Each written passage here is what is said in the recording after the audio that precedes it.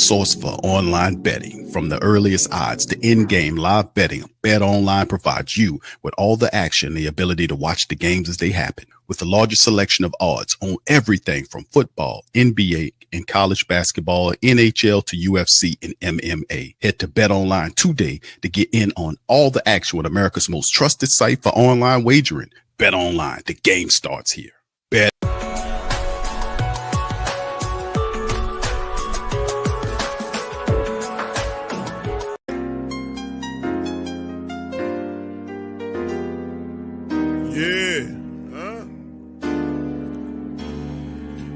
Like Benson, I'm a who that. I'm a who that. Long as I'm living, I'm a who that. Lose or winning, I'm a who that. Sports Coma, yeah, this is where we do that. Where we do that. Where we do that. Where we do that. Where we do that. Where we do that. Boogie like Benson, I'm a who that. I'm a who that. Sports Coma, this is where we do that. Where we do that. Welcome, welcome, welcome. Somebody please better help. Running this thing like elf. Thank God every day I'm not a felt. Go to YouTube live with Big Q and the guys. If you ain't ride or die, the bandwagon get flipped. Been marching in, that was way for the ring. I was yelling out your shade for the championship. Bucking on town, duck down. Falcons, pluck, get shut down. Panthers ain't much touchdown. The vision really belong to us now. So much hate on the Saints, you could probably tell. Ever since Bounty Gate hit the NFL. When things seem fishy, then you probably smell the crooked referees or Roger Goodell. Yeah, probably like this, and I'm a who that. Every day I'm living, I'm a who that. Lose or winning, I'm a who that. It's the Sports Coma, this is where we do that. Where we do that, where we do that, where we do that, where we do that, where we do that. Boogie like this, and I'm a who that. It's the Sports Coma, this is where we do that. You're listening to the Sports Coma with Big Q and the guys on the PRO Media Network.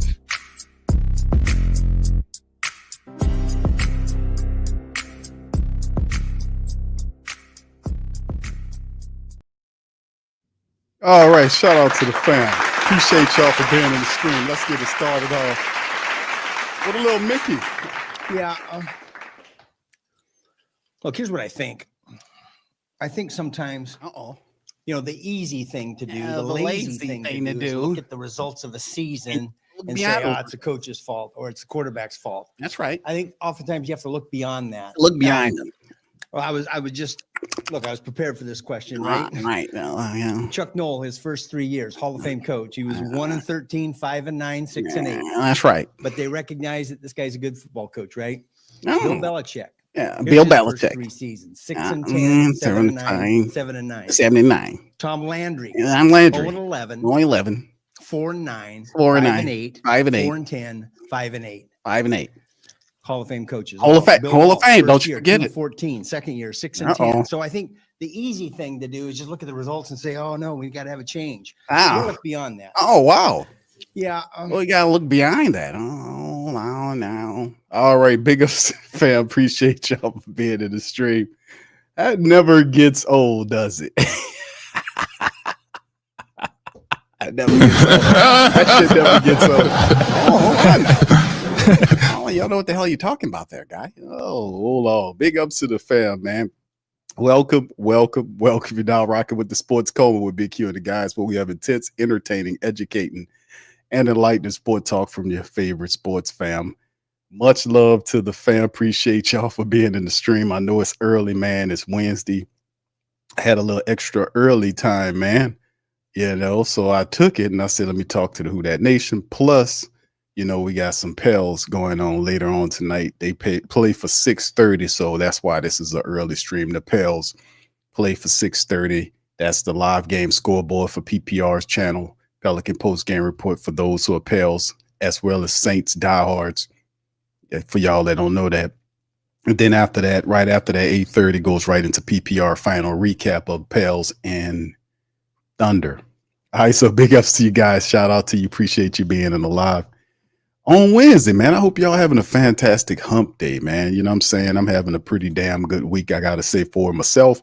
And I just hope you guys are having it just as promising as I am. Now, we're going to kind of talk about what's going on with the team. We're going to also cover a little Saints capnomics. We're going to also, when the press conference for the Rizzi media goes live. I think it's in a little bit over an hour. We'll cover that as well. Then we'll end the stream. After that, we'll get some breakdown. So shout out to you guys.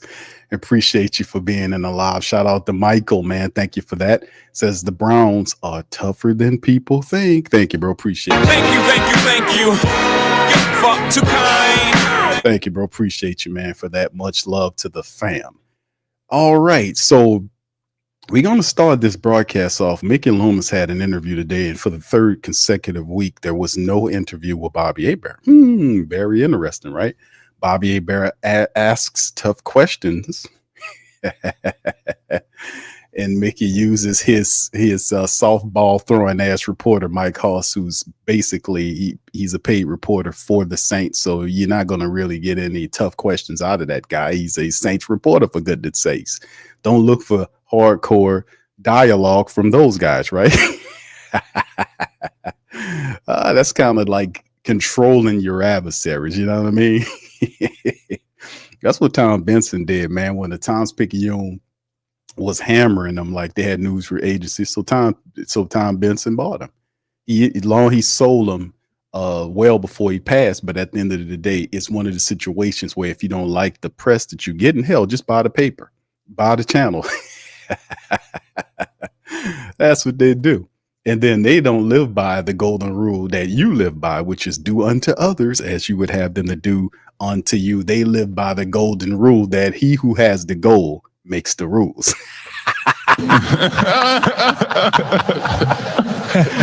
Oh man, that ties into that boss man is the boss man versus the lost man thing.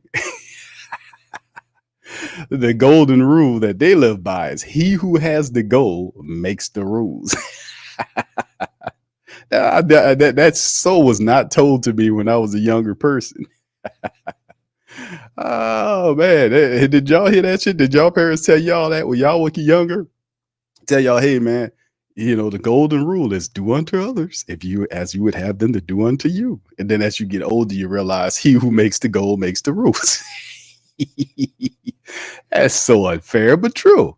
Anyway, man, shout out to you guys. Appreciate you for being in live, man. There is a poll question that's going on right now in the chat for the family members to chime in on. And the question is, who do you think wins Sunday? We got the Browns and Saints. 80% of the family members who currently have voted says, hey, man, the Saints got this. All right, Q. Don't worry, Q. We know better. That's what the 80% is telling me in the chat. They saying in the poll, say, Q, listen, don't worry about it. Saints got this one against the Browns. They got this. We're not going to do a full Brown-Saint breakdown this Friday, but we will kind of delve into some of the stats circulating between the Saints and the Browns to kind of get a look. And yes, you're absolutely right, fam, about this. What Michael dropping the super chat is he's absolutely right. Browns are a lot tougher now. They've been struggling with injuries and all that kind of stuff, but they have playmakers. They got Chubb there, that running back, still a very good running back, had some issues. He's good. Jerome Ford, the backup scat back, is solid.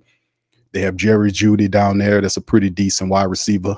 They got David Njoku, who's the tight end, physical tight end. Saints have problems with those guys. And they also have Jameis, who knows the Saints. Jameis was with the Saints for 4 years? Jameis knows the Saints defense, practiced against that defense hundreds of times since he's been down here, knows the Saints defense principle-wise, knows them. Now, there might be slight deviations because Joe Woods is operating them now as opposed to Dennis Allen, but Jameis has been here. So take that in consideration. You know, that's a big thing when you had Jameis here. He's their quarterback now, plus is a spiritual component because they're going to want to get this win for Jameis Winston. So they're not going to come here and lay it down. So my Alvin Kamara, as good as he's been playing as of recent and doing a good job running the ball, ain't no more drop touchdowns when you're wide open, bro. To me, I really love and appreciate Alvin Kamara, but that's why they pay you money. They don't pay you money to drop wide open touchdown passes, Playboy. That can't happen anymore. Not in that aspect of the game. We can't do that. We eked out that win. We got to clean all that and push all that out and then operate as fine as we possibly could do. So, yeah, you're right, Michael. Shout out to you for that, man. All right. And I think Michael got another one. He says, do you think Mickey is speaking out of anger? That last interview he was, because Mickey is a petty guy, bro. I've been telling people that for a long time. The recent example is Bobby Hebert, who asked him some questions, and Bobby Hebert is getting a lot of that being because he runs that restaurant out there. And listen, man, if y'all ever been to what's Bobby Hebert's restaurant called? The Cajun Cannon? It's something like that. I think it's on Veteran down in Metairie. If you ever had a chance to go there, go check him out, man. Bobby Hebert got it's the really now he moves around. I think he'd be there every now and again when you do some of his broadcasting there. Sometimes every so often, I don't know. But the Cajun Cannon, I don't know if you ever been there, man. I've eaten there. My mother has eaten there. They like it. It was good. I got to give Bobby Hebert a shout out at that restaurant. He got a terrific menu. The food was off the chain, and I got to give Bobby Hebert credit. I also have to give him credit. The reason why I mention this restaurant, because a lot of the people that eat there are diehards. And the diehards, when they see him in there, because he'll be there from time to time, they'll question him about, hey, man, why don't you asking this? Why don't you asking that? Why don't you asking this? And he has been asking what people want him to answer. And as you remember, Loomis is petty. He didn't like that line of questioning. Notice the last 3 times he's done interviews, it's all been with softball Mike. So at the end of the day, man, it is what it is. But yeah, he and then that little interview I started the broadcast off with, yeah, he was peeved because he don't want nobody questioning his decision making. Oh no. Oh hell no. Listen, guy, let me tell you. Dennis Allen, 79, 85. Chuck, hold on. Who's it? Chuck Noll, 75, 85, 12-3. Bill Walsh, Hall of Fame guys, 75, 85, 75. And I heard all the noise before, and that kind of stuff. He was upset because people was trying to get him to come up out of this idea he has about the coaching. Look at what's happening now, and that the injuries is not indicative of the failure the team has had. And the reason is because everybody knows that you cannot use injuries as an excuse to why you are losing. That's why people are blasting the absolute hell out of Mickey Loomis. And might I add, do not forget to add Dennis Lauscher, who's Mickey's boss, along with Mickey Loomis. Make sure when you talk about the failure of the Saints moving forward, you make mention of Dennis Lauscher and Mickey Loomis, the horrible, stinking, trifling law firm of Loomis and Lauscher. Don't ever forget to put those guys together, because Lauscher is Dennis's boss. Is Mickey Loomis's boss, and he's supposed to be watching what Mickey Loomis is doing. He's not doing anything. They had that 7-game losing streak, and Gail had to come down there and handle the business for these two guys, and they sit up on their ass watching it fall apart, watching the building burn, and sitting up there roasting marshmallows while it's burning. Oh, hold on, stop. This is free fire. Gail, stay back. What are you doing? Mickey, we're trying to stop this from happening. Oh, hold on now, Gail. Hold on now. We get you some marshmallows. You got some sticks over there. Just sit right here. It's free fire. I'll toast you some marshmallows. Let it burn. Crazy. Just out of their damn mind. But thank you, bro. Appreciate you. Thank you. You're far too kind. Thank you, Michael. Appreciate that, man. But yeah, this is it. And I make a joke and I make light of it, bro. But don't forget to put Lauscher in the smoke, too. Lauscher deserves just as much as credit for this failure as Mickey flipping Loomis does. Okay? Don't you forget that. All right. Anyway, man, let's keep it moving on this thing, man. Shout out to you guys for being here. Any questions, please feel free to throw it in the chat. And we got some problems, but it's good. It's called A-Bears. Okay, thank you, bro. I thought, yeah, A-Bears. I thought it was something else, like Cajun Cannon or something. I'm gonna have to look it up when I get the time. What's up, Backwood? Shout out to you. A student says, Q, who do you think the Saints offense solve?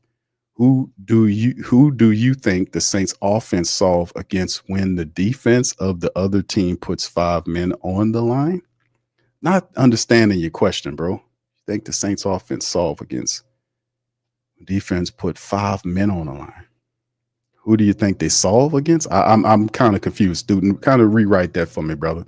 Bayou Bowl says Mr. Loomis is acting like a perpetulant, spoiled, whiny child with the DA firing. Still, the narcissist needs to retire. Hey, man, shout out to you on that, man. Let me give you a round of applause for that. Bayou Bo is talking some good sense, man, and that's the reality of the situation. Audemars says Bobby Hebert's Cajun Cannon. There you go. That's it right there. I know it was a long ass title, but hey, man, if you're ever over there, go ahead, man, and go check them out, man.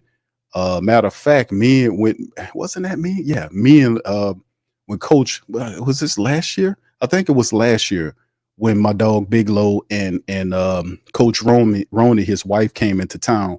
We went and ate at Bobby Hebert's, and I think Molly Mall met us over there too. We were sitting there eating and had a good old time up in there, just kicking it and chilling. It was pretty good, man. It was pretty damn good, man. And then I told my mama to check them out. She checked them out. So yeah, they were pretty good, man. Pretty good. All right, what's up, brother Akban is in the house. Shout out to you, brother Oz. How you doing, sir? Appreciate you as well. Pelicans Noel, I see you, fam. Much love to you as well. All right, fam, let's kind of jump off into this thing, man. What's up, B Jizzle? Shout out to my brother B Jizzle, man. Good to see you out there, bro. All right, Cartel says, what's the injury report looking like this week? That has not been released yet. My brother will go right to the live press conference when it happens. It's supposed to be in an hour. We'll be leading up to that, and then the injury report will be released around that time frame. You'll hear directly from the horse's mouth, which is Darren Rizzi. He'll tell you all of that game. So just be patient, my friend. All right. So Jack says, how many turnovers will Winston have? Well, we want him to have a bunch of them. That's for certain, man, especially against our defense. The offense needs all the help it can get. Bayou Bo says, Q, is Eric McCoy starting this Sunday? All indications are that Eric McCoy will be active and should be playing in this game, bro. No doubt about it. They put McGovern, who's the backup center we pilfered from the Jets in the street. They activated backup center Shane Lemieux, and he's now on the active. And I was like, I don't know. You might want to put Lemieux on the practice squad and keep McGovern. McGovern's a 7 or 8, 9 year veteran.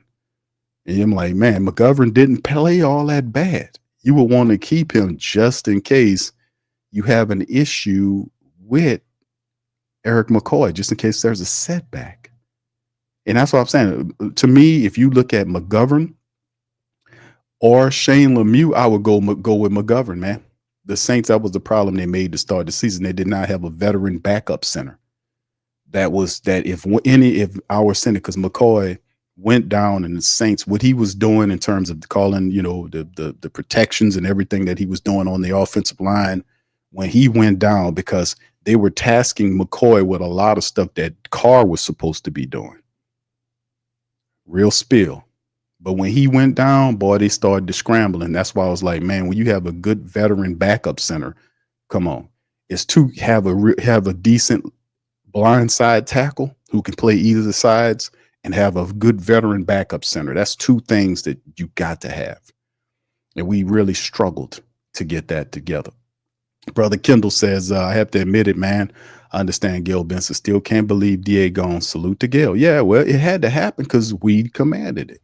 The Who Dat Nation said, man, we are not going to support this terrible product. You cannot justify keeping a head coach in the NFL in his third year, and he's on a he was on a 7-game losing streak. You cannot justify that.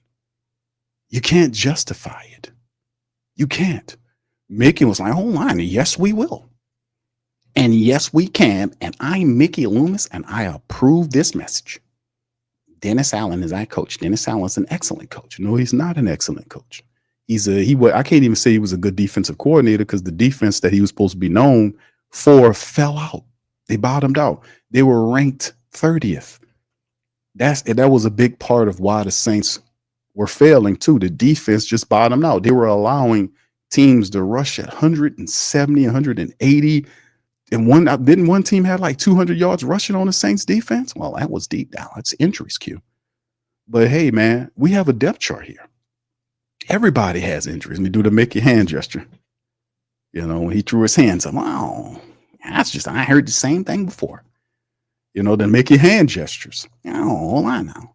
But all I'm saying is that you cannot utilize and use the depth chart or the injury situation as an excuse to fail. That's why you have access to, at the time, trades, free agency, or practice squad. And you have to be constantly going and moving. The thing about Mickey Loomis, he's not an involved general manager.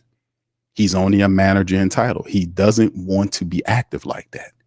So he'll sit on his ass and say injuries, and think that that's enough to pacify you. And it's not. That used to be the case. That's what he's going on, that previous behavior thing. That was the past behaviors. That doesn't apply, because Sean Payton's not here to protect him anymore. And now you see him as the emperor, like that old term, the emperor has no clothes.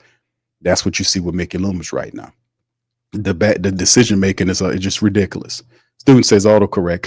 How do they solve the problem when they face a 5 defensive lineman defense? For example, what the Eagles did to us this year. Yeah, the only way to deal with that, because you're going to see a lot of that coming up over the next couple of games, because like it showed you in the Atlanta game, the Atlanta Falcons was supposed to win that game, but they failed. A lot of bad passes by Kirk Cousins. You had a surefire kicker that went 1 for 4. You had a block on one of them that you probably won't ever see that again from Koo, for him to kick that poorly, because that dude is usually money against you. And the fact that you dropping wide open touchdown passes don't bode well for you as in terms of winning. But they eked out. That's why the term I did the broadcast, the recap, was the Saints eked out a win. They didn't take the win. They eked that out. You know, the defense made some plays and the clock ran out, and they had the lead, but they didn't, blow out the game. It's just, it would be a different energy. You blow out the game, you get the touchdown, you run it, game blows out, and then you carry that energy against the Browns. Nonetheless, you have to kind of look at that whole thing. The Saints have to situate themselves. But anyway, getting back to your question before I kind of go into a sidebar there, because I'm about to hit over there in that sidebar again. But yeah, you're absolutely right. The Saints will have to get down the field, fam. That's the bottom line. The Saints will have to use. That's why I was looking at it, the free agent wire, and see if the Saints were at least bringing in some wide receivers. They did none of that. They saying we're good with what we got, which is a mistake. You're not good with what you got. You need other guys to get involved. You need to go to free agency. I know they guys. You can't tell me they don't got better guys in free agent than what we got on these practice squads. Come on. I like what Kevin Austin Jr. did, but goddamn. You can't tell me they ain't got better wide receivers in free agency right now that you can bring in that are familiar with the system that you bring in, or that you can bring in and kind of get them involved, that you can find a role for these guys. They got to lean heavily on MVS. That's the bottom line. MVS is not no rookie. He's an experienced veteran who has speed and size. They will have to have more of a plan to get the ball downfield to him.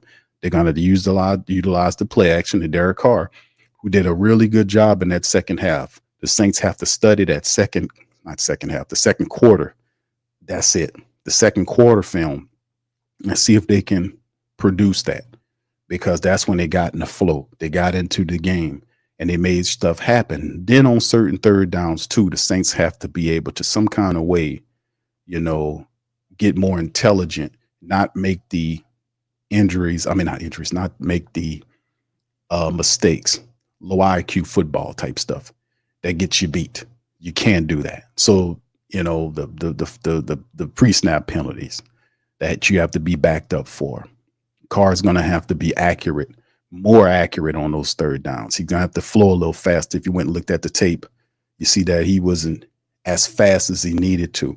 Like, it was a play where if he was a little faster, he could have got the ball downfield. The Jawan Johnson, when Jawan was cutting inside, there was nothing but green area there. He's seen it.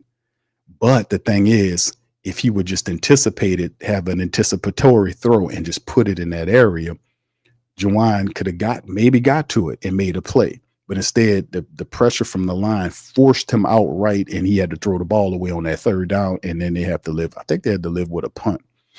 Or no, it was a field goal or a punt. I think it was a punt because it was back up. No, it was a field goal. They had to live with a field goal.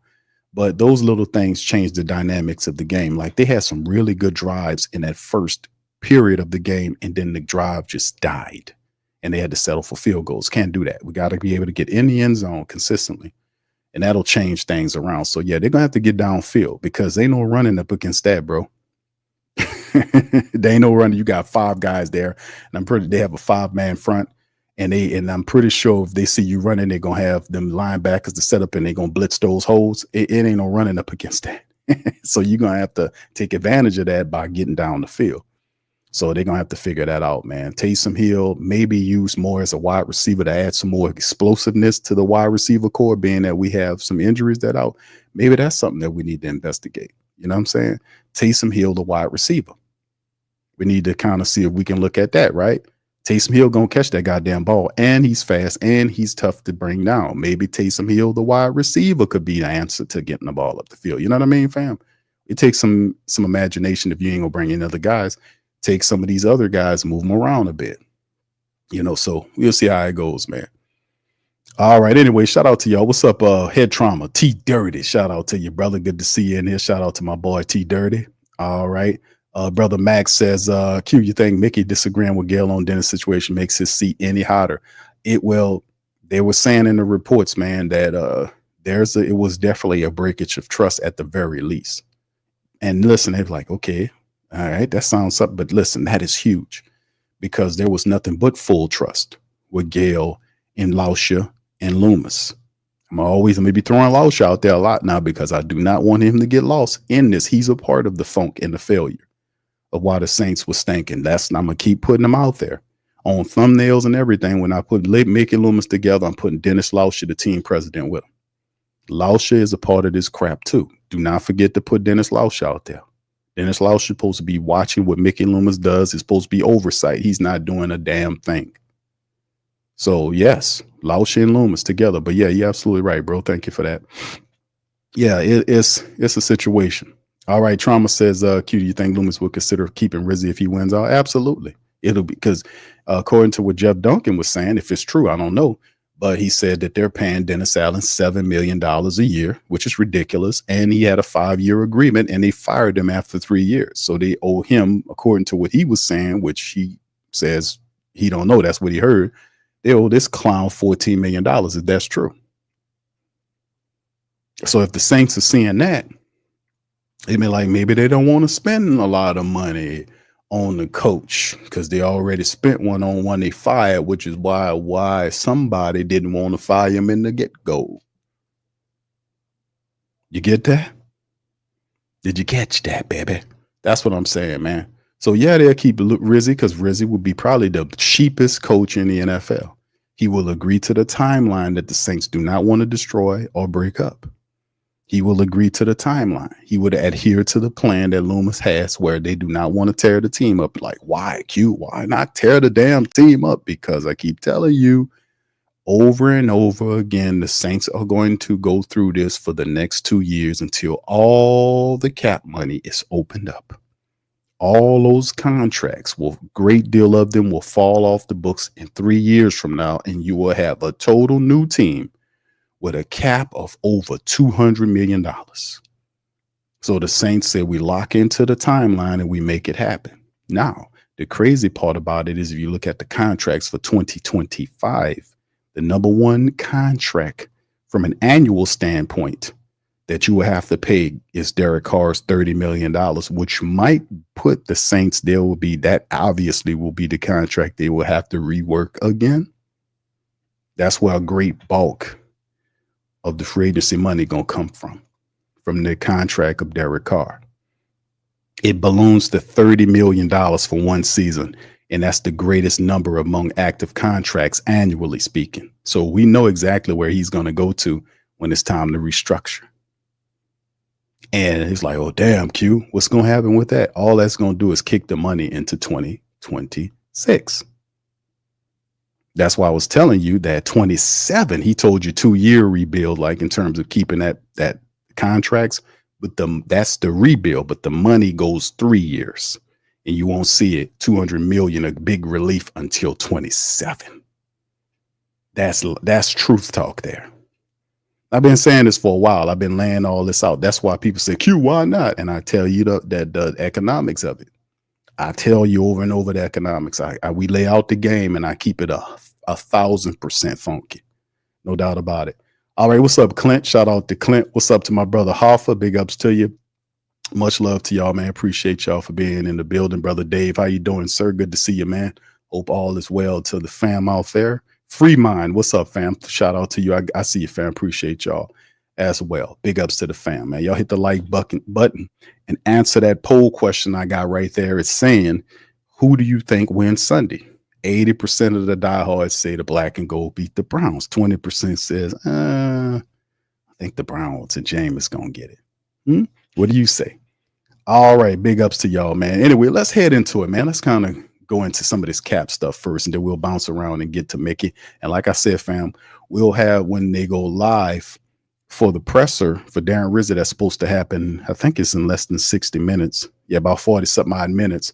We'll go right live to the Rizzi interview and hear his thought process. He'll tell us all about the injuries and everything that's circulating around with the Saints in terms of who will be available who was there Wednesday and all that. And right around that time, they'll release the injury report during that press conference or right after that, and we'll cover all of that into it. All right, shout out to y'all, man. Appreciate y'all for being in this thing, man. Let's keep it moving. But here go a little something right here, fam. Shout out to over the cap situation. This is what it looks like for next year. Teams with least projected cap room for 2025. Just for perspective, 50-man roster, 272.5 million cap in carryover. This is the projections of 2025 salary cap. Look where the Saints are. They're over $65 million. The closest team to them is the Browns, who we play this Sunday at 19.4. Do you understand? Look at the discrepancy in cash there. We talking about 35 to 40 something $40 million discrepancy for 2025. This is Mickey Loomis and Dennis Lausch's idea of what of team building. You know, that's slick, crazy Mickey Loomis. This guy right here. Wow, look at me. Look at that face. Hold on now. Hold on. Take that face off of that. That was a bad picture. You can see Dennis Lauscher behind him. That's Lauscher and Loomis. Yeah. Oh yeah. Hold on now. All right, but yeah, this is a part of the game. Now we're gonna go into this article right here momentarily, and talk about this because it's a very lengthy ass article. That this was written by Jason Fitzgerald of Over the Cap, where they talk about the Saints cap situation. And it's a lot to be said. So I'm going to do my best to go through it. But a lot of the stuff we just made mention of, the fact that how it feels and what they feel, what they need to do to get from under certain contracts. But like I said, man, he makes a recommendation in terms of the Carr situation and what we should do with that. And it's just very interesting, to say the very least, man, about this whole situation, man. But anyway, let's kind of go into the Mickey Loomis thing. And just for some of the family members that didn't give a chance to listen to the Mickey Loomis interview they put out about an hour or two ago, here it is. This is Mickey Loomis's thoughts with Mike Hoss as the interviewer about the Saints win over the Falcons. Put one in the chat if y'all can hear it, man. Welcome, everyone, to the Saints Hour. Mike Hoss, along with the Saints Executive Vice President and General Manager Mickey Loomis. And, you know, as they say, a win is a win. And if you end the 7-game slide, that's right. You beat the Atlanta Falcons 20-17. And, you know, a team that struggled in that 7-game slide to close games. And you look at this one and you go, oh my gosh, you know, one of the most difficult to close. Didn't play your best football in the second half. Oh, no, he didn't. Tyrann Mathieu, that interception, Chase Young, that sack fumble. When you needed to have a huge play defensively, you got it. Yeah, we got it. Yeah, look, we had, we've had, I think, 4 games now where the defense on the field at the end of the game and had a couple bad breaks in a couple of those games, but we were able to close this one out. That's Good right. play by Tyrann. As you mentioned, a big sack by Chase Young and really some good plays by a number of guys, including some guys that haven't played a lot of football for us this year that were out there because of some other players that are injured and couldn't go. So, look, it's always great to beat the Falcons, number one. That's a game that I know our fans and all of us circle every year. Beat the division opponent, beat the rival. So that was good. And they've been playing good football. They've won a number of games now, and they're a good football team. But I felt like we played really well, particularly in the first half. We had some things happen in the second half, maybe that we didn't get going as good as we wanted to offensively, but there was a lot of good things. You watched, obviously, from a part of it. I shouldn't say watch, but you watched as Coach Rizzi took the reins last week, and he said it exactly. I'm not here to hold on to the reins, and the amount of change, was significant. You can't fake what he did. You can't fake who he is. And shout out to DA. Excitement, except for the Peyton Turner kind of congratulations was just special. Yeah, shout out to DA first and foremost. Yeah, I think this when you have a midseason change, and this goes for any team, you're gonna get a little bump in emotion, right? And I thought Rizzi did a great job of accentuating that, of having some tangible things that were different relative to the week, the preparation. I think he stated some things verbally that needed to be stated. Talked a lot about accountability and being all in and having a different mindset for the week and accentuating that. And it'd be nice for him to have some accountability. Yeah, and I think most importantly, our team responded to that this week. That's right. And look, we got some guys back as well that made a difference, and ended up with a win and a close game. Well, you talked about a lot of those guys. Some of the guys that hadn't been. Marquez Valdes-Scantling had the 2 touchdowns. Now, he had joined the team on October 15th. Didn't play Denver. Didn't play, but he was still working out with Derek, so he still was kind of getting some of that timing. But that, the 3 catches, 2 touchdowns, because you didn't have Cedric, you didn't have Olave. I mean, those were huge. Yeah, look, I'm guessing that most of our fans didn't know who Marquez was before the game. They certainly do now. He made 2 huge plays. We know who he is, Mickey. Come on. 3 huge plays, really, because he had 2 explosive plays and then the touchdown. It's like Kevin Austin made a couple of nice plays in the game, 2 big catches for first downs in tough critical situations. Just a lot of guys stepped up. We had some guys on defense as well. Hugo, who's been here and been a good player for us. That's right. Had the opportunity to play and made a lot of nice plays. Shamar, so we've just had some guys that stepped in. Shamar, I forgot his damn name, but I don't know. He made some plays and did their job. And then we had some guys that we've had that have been playing that just did a little bit more, and that's what it takes. Younghoe Koo, 1 for 4. I'm going to ask a question, but it's not going to be about Younghoe Koo because he's wide left on the first, and then Ridgeway blocks the second, coming in from the defense, like the kind of, if you would say, the offensive left side, defensive right side, and then on the third one, they all flipped to the other side. So the question is really about, it felt like to me that defensively, special teams were impacting his kicks more than necessarily his kicks. Yeah, I think that happens a lot in our league when guys do miss. There's just because you don't necessarily block a kick doesn't mean you don't affect it. And I felt like our field goal block team did a good job at affecting kicks. Now, I'm also, it feels like that nobody ever misses a kick against us, particularly in the dome. That's the way I feel. And especially Younghoe Koo. Right, no question. It felt good that finally somebody missed some field goals at the Superdome in terms of our opponent. The Saints with their second game at home during this home stretch, Cleveland, then a much-deserved bye week. And then the LA Rams are coming to town, but not until December 1st. The Saints hoping to make the most of this homestand and get a streak going themselves. The Saints Hour will continue with Arts. they've got no timeouts. Did you think they were going for it on fourth, or they'd run Koo out? Just take me through the final third and whatever it was, 3rd and 29, and then the final play. Yeah, well, they got a nice gain on 3rd down. I thought maybe they might try to run the field goal team out there and kick what would have amounted to a 61 or 62-yard field goal. But they didn't. They tried to get a 1st down.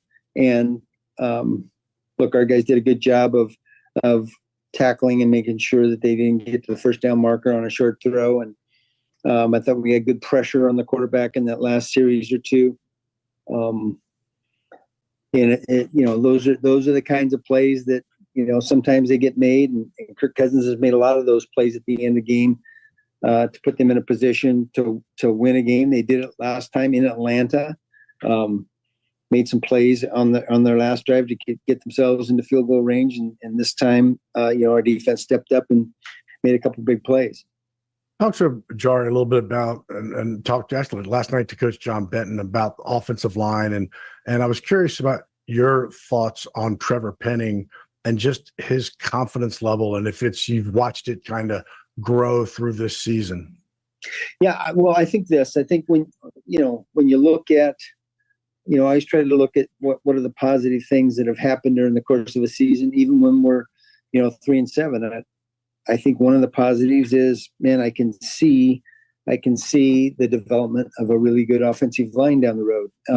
We've got a rookie left tackle who's done some good things. We've got, I know we've got a top flight center in Eric McCoy when he's available. We've got a developmental left guard in Nick Saldiveri. I think Lucas Patrick has played well when he's been available. Caesar's a really solid player, and the arrow's up on him. And then Trevor has made a lot of progress this year. And each week, I feel like, our offensive line coaches, John Benton and Rick Dennison, they've spent a lot of time and effort working with Trevor, working on lots of fundamentals, as well as his mental preparation for the game. And you can see the progress. It's not there yet. It's not where we need it to be ultimately, but you can see the progress. And I feel like, and this is a better question for his coaches than me, I just feel like he's gaining confidence, and each week, we see plays and we see progress. Yeah, the Penning thing, man, that was one of the base concerns we had for the Saints coming into the season, because he looked so unprepared, especially in the preseason. Then he had that really good outing in the preseason. And ever since then, this is really his rookie year. The Saints really, and that's why I often kind of tell the family members when we start talking about Trevor Penning, is that the Saints didn't do him right. Like the first year he came, he didn't play any of those games until the last game of the year with Carolina. That's when they marched him out there. Then the last year, they threw him in there at the left tackle position. He burned. They ripped him out of there. And then they just buried him on the active depth chart. He rarely got any time. And then the third year, when they need him because they overbet on Ryan Ramczyk, they had to throw him out there. But the whole time I kept telling them that guy's not a left tackle. I kept saying that. You want a left tackle, put Ryan Ramczyk's ass out there. Let him play the left tackle. He making all that money. Let him play the left tackle position. At the time, Saints was hiding the record. They was hiding the injury, how bad Ryan Ramczyk's knee was, which would explain why they didn't move him from the right tackle position. But they threw Penning out there, even though Penning was unprepared and he got burned. He took a lot of the slack. It almost destroyed him, because it happens with some of these young football players. Like you've seen what happened with Carolina, where Bryce Young is finally getting the opportunity to play without the stress. Like the first year, he could not handle the pressure of commanding an NFL team and taking them anywhere. Now you see the Carolina Panthers with nothing to play for. Bryce Young is out there moving around, making plays. Carolina has won 2 in a row now. It's a different world when you don't have the pressure to perform or the expectations of doing this type of stuff. You can organically grow the way you're supposed to. and he'll be better for it for next year. He's, getting those reps. It's the same thing with Penning. This is really a rookie year for Penning because he hadn't really played that much. I mean, prior to this season, it was 5 or 6 games that he played for the Saints. So he's basically a rookie. But him being out there, he went through the lumps and bumps and the bruises. He's been the most stable offensive lineman the Saints have had. Everybody has been hurt except for Penning. Everybody. Tally Fuaga's been hurt. The entire rest of the interior offensive line. McCoy just coming back. Lucas Patrick can't stay healthy. He in and out of the lineup. Cesar Ruiz was going with a knee issue for a long time. He's the only offensive lineman that has been there consistently. He plays high at times, but that's a part of refining this game, getting confidence. He can run, like I've been saying, the stalwart for Penning is he's an excellent run blocking guard. Sometimes he plays a little too high. Sometimes he get confused on who he's supposed to block. But all that's going to be ironed out. He just needs the time to keep doing what he's doing. So that's a bright spot where we had all these concerns about the offensive line, right? So that's well said about old Loomis. So here comes Cleveland. They come in off of a bye week, and it's always tough to face a team coming off of their bye week. They're not playing very well, 2-7.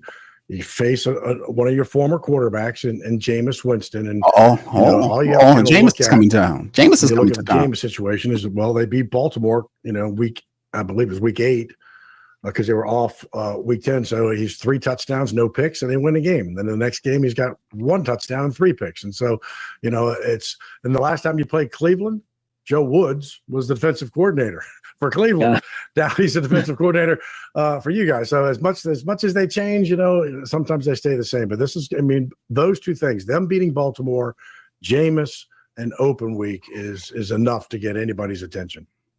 Yeah, look, they've got a talented team, and look, they're desperate for a win, just like we are, and so they've got a really good coaching staff, and look, they've had some injuries, they've had some things bounce the wrong way, much like we have, and yet they're going to be desperate for a win, and we have to match that intensity and put our best foot forward and play. We're going to have to play a really good game to get a win, like you have to do every week in the NFL. And same thing from a Coach Rizzi standpoint, just you kind of, as much change. I know he loved the change last week, but, just keep doing what you're doing. And, he made some changes to the practice schedule, really put the computers to work on speed of practice. And so, just something that Dennis Allen didn't do. Right? Yeah, look, I think the challenge is look, there was a lot of positive energy last week. Culminated in a win against Atlanta, and the challenge this week is to maintain that level of energy, maintain that level of preparation, and carry that into Sunday. And look, that's the challenge every week from here on out. Hey, Louisiana. That's what I want people to get right here is the difference in where Rizzi took over versus with Dennis Allen. He just didn't assume the head coaching job. That's one thing. I want that to be known. I know you guys, the Great Saint Think Tank, we know that, but that's still a message that needs to be put out there for Rizzi to get full credit. Because as you know, not Dennis Allen, I might as well say Dennis Allen, Derek Carr's got up there and gave him a shout out into the end of the game. And not just, cool, let's give a guy a shout out, but to say thank you, DA, for getting us here. What you mean getting us here? What are you talking about? The hell are you talking about? Getting you where? What he did, a 7-game losing streak. It was Rizzi who made the changes. There were several changes that Rizzi had to do, including changing out coaches, taking Ty Grantham and ripping him down from the defensive line and putting Brian Young up there. Giving the defense in totality over to Coach Joe Woods and making several other improvements, special teams wise, as well as defense. And then one of the biggest changes was the communication went up between each aspect or segment of the team, offense, defense, special teams. The communication went up because a lot of the changes were inspired and brought to him by these other coaches. They knew exactly what was wrong and why they were losing. And why you go on 7-game losing streaks is because the head coach doesn't make the changes needed to fix the team. He just sits up there, looks stupid like a possum, and should keep falling through the floor. And then you got this moron telling him, man, hold on, Dennis, listen, no matter how hot it gets, I got your back, guy. I got your back. You're going to collect all your money. I promise you that. You're going to feed, let me tell you, you're going to be all right. I got you, buddy. I got you, buddy. I got you. I hired you and I don't fire. I hire, but I don't fire. So what happened was Gil says, no, you're going to fire that guy. You're going to get that goddamn guy out of here because the support base is upset. The players, I talked to the players and the support base, they're upset. You're going to get rid of that goddamn guy. You're going to get his ass out of here. And that's what happened. He fired him. And it was a sigh of relief. And then you even hear Tyrann Mathieu comes out. And Tyrann Mathieu was jazzy jeffing for a long time for Dennis Allen, but he kind of spoke on the truth on some of these recent interviews. I heard him. Remember, he says, for whatever reason, I couldn't be Tyrann. I'm like, what? He being Tyrann now. So getting a losing coach who's hard-headed and ignorant, who got both his ears stuck full of cotton and also resembles a possum, you getting that guy out of here was a breath of fresh air for the entire organization. Darren Rizzi came in there with that big energy, that infectious energy and infuse that team. And that's what you need. You need a super motivator with a ton of energy to galvanize a half-dead team. Almost like pumping tons of energy into the dead body of Lazarus to get him to rise again. Saints were damn near out of here. One more loss could doom their season. So it's going to take all of that and then some for the Saints to start wielding themselves to a win. And Darren Rizzi got a ton of energy. He might not be the smartest guy, but I tell you what, he got a ton of energy for your ass. That's all I got to say about it. But, but nothing about Dennis Allen, his flip-floppy nature. Have treasured gems holes, preventing with new deal because not the game you can check finally. All right, hold on, fam. Hey, Louisiana, not our truck. All right, that's the end of it right there. So, and yet, they're going to be desperate for a win, and I can't hear with them. Okay, that's the end of it. All right, so anyway, big ups to the fam, man. Let's move on to the next one here, man. Let's hit this up right here as we wait for the press conference to happen here. This is a situation that happened in terms of the Saints salary cap situation, as according to him. Shout out to you guys. What's up, brother? Gundam is in this thing. Big Q just sits up there looking like, yeah, it's just, listen, man. Listen, bro. I'm a real dude, man, but I don't play the fake stuff. I'm sorry, I just don't. I'm not that guy. I'm not the guy for that. And you give credit when credit is due. Give credit when credit is due. But when some people say off-code shit, it's just guys that live like an off-code life and think they can slide back and forth between off-code and code shit, and it don't work like that. That's why checking is involved. You got to check people. It says, nah, bro, you're not going to sit up here and give credit to some bum coach who couldn't do nothing with what he had and lost the team. That's why they were on a 7-game losing streak, not exclusively due to injuries, because you're the head coach. You have the ability to bring, if guys are not handling their business, let's talk to these coaches. What do you need to make this turnaround? Offensive line, running backs, whatever. I'm evaluating people. You understand what I'm saying, family? I'm evaluating everything. I'm looking at everything. I'm looking at my coaches. I'm looking at my players. And I'm saying, man, what is going on here? But I wouldn't have waited to 7 games to get that upset about it. I would have done it in 2. When that's a pattern. You lose 1, that's one thing, but you lose 2, that's the beginning of a pattern. The Saints didn't stop there. They lost 3, then 4, then 5, then 6. And then, oh no, we got to have a players only meeting, which they didn't have because Dennis Allen was there. He catered the joint, and then they still lost the next game to the worst team in the NFL at the time. And I'm sitting there saying to myself, these guys are not serious, because if they were, coaches would have been demoted. Players would have been cut up off the team, because obviously you got a bunch of players here that's collecting checks. You see what I'm saying? They're comfortable and cool with that kind of bullshit, and whoever your team leaders are, some of these guys need to be demoted from team leaders, because they're supposed to be setting fire to the building. They're supposed to be in there railing against the head coach. And if the head coach ain't listening, they ain't going to be able to listen to Mickey Loomis, because Mickey Loomis is not a leader of men. Mickey Loomis is a vice president of football operation. That's all Mickey Loomis is. He's not a leader of men. I've already told y'all, and the reporters have already told y'all, that Mickey Loomis does not even talk to them players. He rarely talks to them. He goes in his goddamn room and he closes the door. What kind of general manager is this? That is not the meaning of the term general manage. You're supposed to be in that generally managing some shit, and you're supposed to be looking over these players. You're supposed to be keeping a daily, if not weekly, toll on the temperature of your team, looking at this and having a evaluation process or a chart or a graph or something you use to check out and make sure that these guys are doing what they got to do. Calling Dennis Allen, find out, giving them ultimatums. Listen, if you don't get here, I'm gonna have to put you in the street. Not just sitting up there while the team crashed and burned and there's a mutiny that causes Gale to get down there and fire him.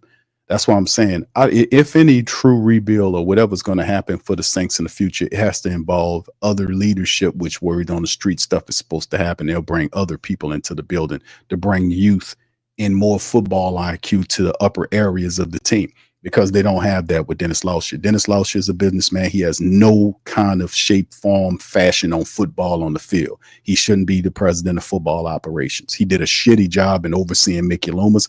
When Mickey Loomis was failing to do his job as a general manager, he should have demoted him and ripped the position away from him and gave it to Kai Hartley. That's the answer.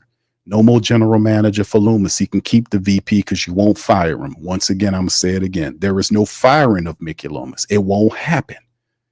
Not because he's written into the will of Gale, but the fact of the matter is he's not a bad VP, but he's a shitty general manager because he doesn't manage anything.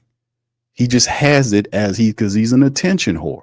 That's why he takes it, so he can stand before the press. But that needs to be ripped away. Kai Hartley should be the general manager. The answer to that is rip away the general manager position and give it to Kai Hartley. Bring in a true football president. A guy that was a player in the NFL at a high level and went through the NFL executive program. Bring that guy in as the president and create another position for Dennis Lauscher that had nothing to do with football on the field. Make him the president of business or whatever the tag may be that doesn't involve him being the president of football operation, because he don't know nothing about how you got the football president of the Saints football and you don't know nothing about football on the field, man. What's going on here? You're a joke. And so is this Loomis cretin. So at the end of the day, all this needs to be changed. She understands that, and she has her own team. She has a group of people that she listens to, and I don't know and I don't think it's Loomis or Lauscher's in that group. There is a crack and break in the fracture of the trust along with Loomis and Lauscher. This is the first time we've seen it, to the point where it was severe enough for her to come down there and command them to be fired. When Mickey Loomis like, no, please, don't do it. Don't fire him. Hold on now. No, and she says, no, put that effing guy in the street. He killing, he destroying everything, and he messing with my money. So they make it look, oh, okay. All right. Well, after I finish my clam chowder, I'll put him in the street. Okay, Gail? All right. So that's what it is. That's how it is. And that's how it's going to be, because we're not going to relent, man. These guys need to be moved around here, man. We need fresher and smarter people at the top of this organization, football-wise, for us to move into doing what we need to do to contend for championships, man. They squandering all this talent right now with this foolishness. It's just unsettling. Anyway, let's move forward, man. Let's jump right into it. Shout out to y'all. Y'all hit that like button for me as we keep it moving and grooving in this organization as well. So when you remember, when you talk about Mickey Loomis, do not forget to put Lauscher up there. Dennis Lauscher is his boss. Do not forget to put Dennis Lauscher up there. He's just as responsible as Mickey Loomis. He's Mickey Loomis' boss. He allowed Mickey Loomis to destroy the cap. He allowed Mickey Loomis to hire this bum-ass coach. He allowed him to do all this foolishness. He even allows him to talk reckless to the reporters, be disrespectful. He allows all of that. Don't check him. So both of them need to be put in there. Put Lauscher in there too. Do not talk about Mickey Loomis without putting Lauscher with him. Make them twins. The dysfunctional twins, put them together. Loomis and Loomis, the shitty law firm of Loomis and Lauscher, or Lauscher and Loomis. Make sure you joint those clowns at the hip when we talk about the problems of the New Orleans Saints organization at the high echelon. Put Loomis and Lauscher and Loomis together. Keep them together. That's where it needs to be. Anyway, looking at the Saints calorie stat, let me give y'all a full screen on this one here. This was from Over the Caps. Jason Fitzgerald wrote this November the 9th, and it basically talks about the Saints situation. And like I said, fam, y'all hit the like button as soon as in about 18, 19 minutes or so, we'll go to the press conference of Darren Rizzi soon as it's made available. We'll cover that, then recap it, go over the report after the fact, and keep it pushing. But for right now, we're going to go into this. Just to give some more insight on the cap situation according to what over the cap things, right? So anyway, it's time of the year when the Saints begin to fall out of contention and people start asking me about the salary cap situation for the following year. This year, it feels a little bit bleaker than usual because Saints have one of the worst records in the NFL and just fired their head coach. But the mechanics of dealing with the team's salary cap woes are generally same as usual. Every season, many of the Saints supporters get upset with me for pointing out the issues with the salary cap. The point of the discussions every year, however, is not about the Saints not being able to get under the salary cap, but it is about what damage they're doing to the future roster by comprising the flexibility they have with the players, in large part due to salary cap consequences of releasing those players. The Saints' issues with the salary cap have gone on for more than a decade, but they have two distinct phases to look at. In the mid 2010s, the Saints got caught up in some bad contract decisions, both in free agency and regarding extensions given to players on their own roster. The Saints led the NFL in dead money in 2015 and 2016 and ranked 6th in 2017. Over that 3-year stretch, the Saints had about $20 million more than the next closest team in the NFL and were $58 million worse than NFL average. This was during the time period when the Saints went 7-9 every year from 2014 to 2016, despite having one of the top QBs in the NFL in his prime during that period of time. Now, to add some contracts to this, some comparative breakdown to this whole time that he's talking about, there was a time, and we forget this at time, when the Saints were struggling, that Sean Payton, who was running the team at the time, was more focused on the Saints offense than he was on the defense. It was times when that's why the offense was so good. He gave all of the resources. He completed the offense and was totally fixated in on offense, and the defense was not what it was supposed to be. The resources, they didn't have the same energy and effort to building up the defense. And when Sean Payton learned that after those three losing seasons, that he started putting all kind of resources, including bringing in draft picks and coaches as well as players to help raise the defense up. And then that's when you've seen it changed. But that was just what Sean Payton was doing, right? Just being that coach. But anyway, the Saints were able to get out of that mess through exceptional drafting, which saw them bounce back in 2017 to an 11-5 record. And then they were a legit Super Bowl contender for the next 3 years due to the strength of their draft classes. During that period, the Saints moved away from some of the things that got them in trouble in 2014-2016 era. Gone for the most part were they overpriced contracts. Instead, the team focused on more calculated decisions with their roster and negotiating contracts that I would consider as fair or team friendly.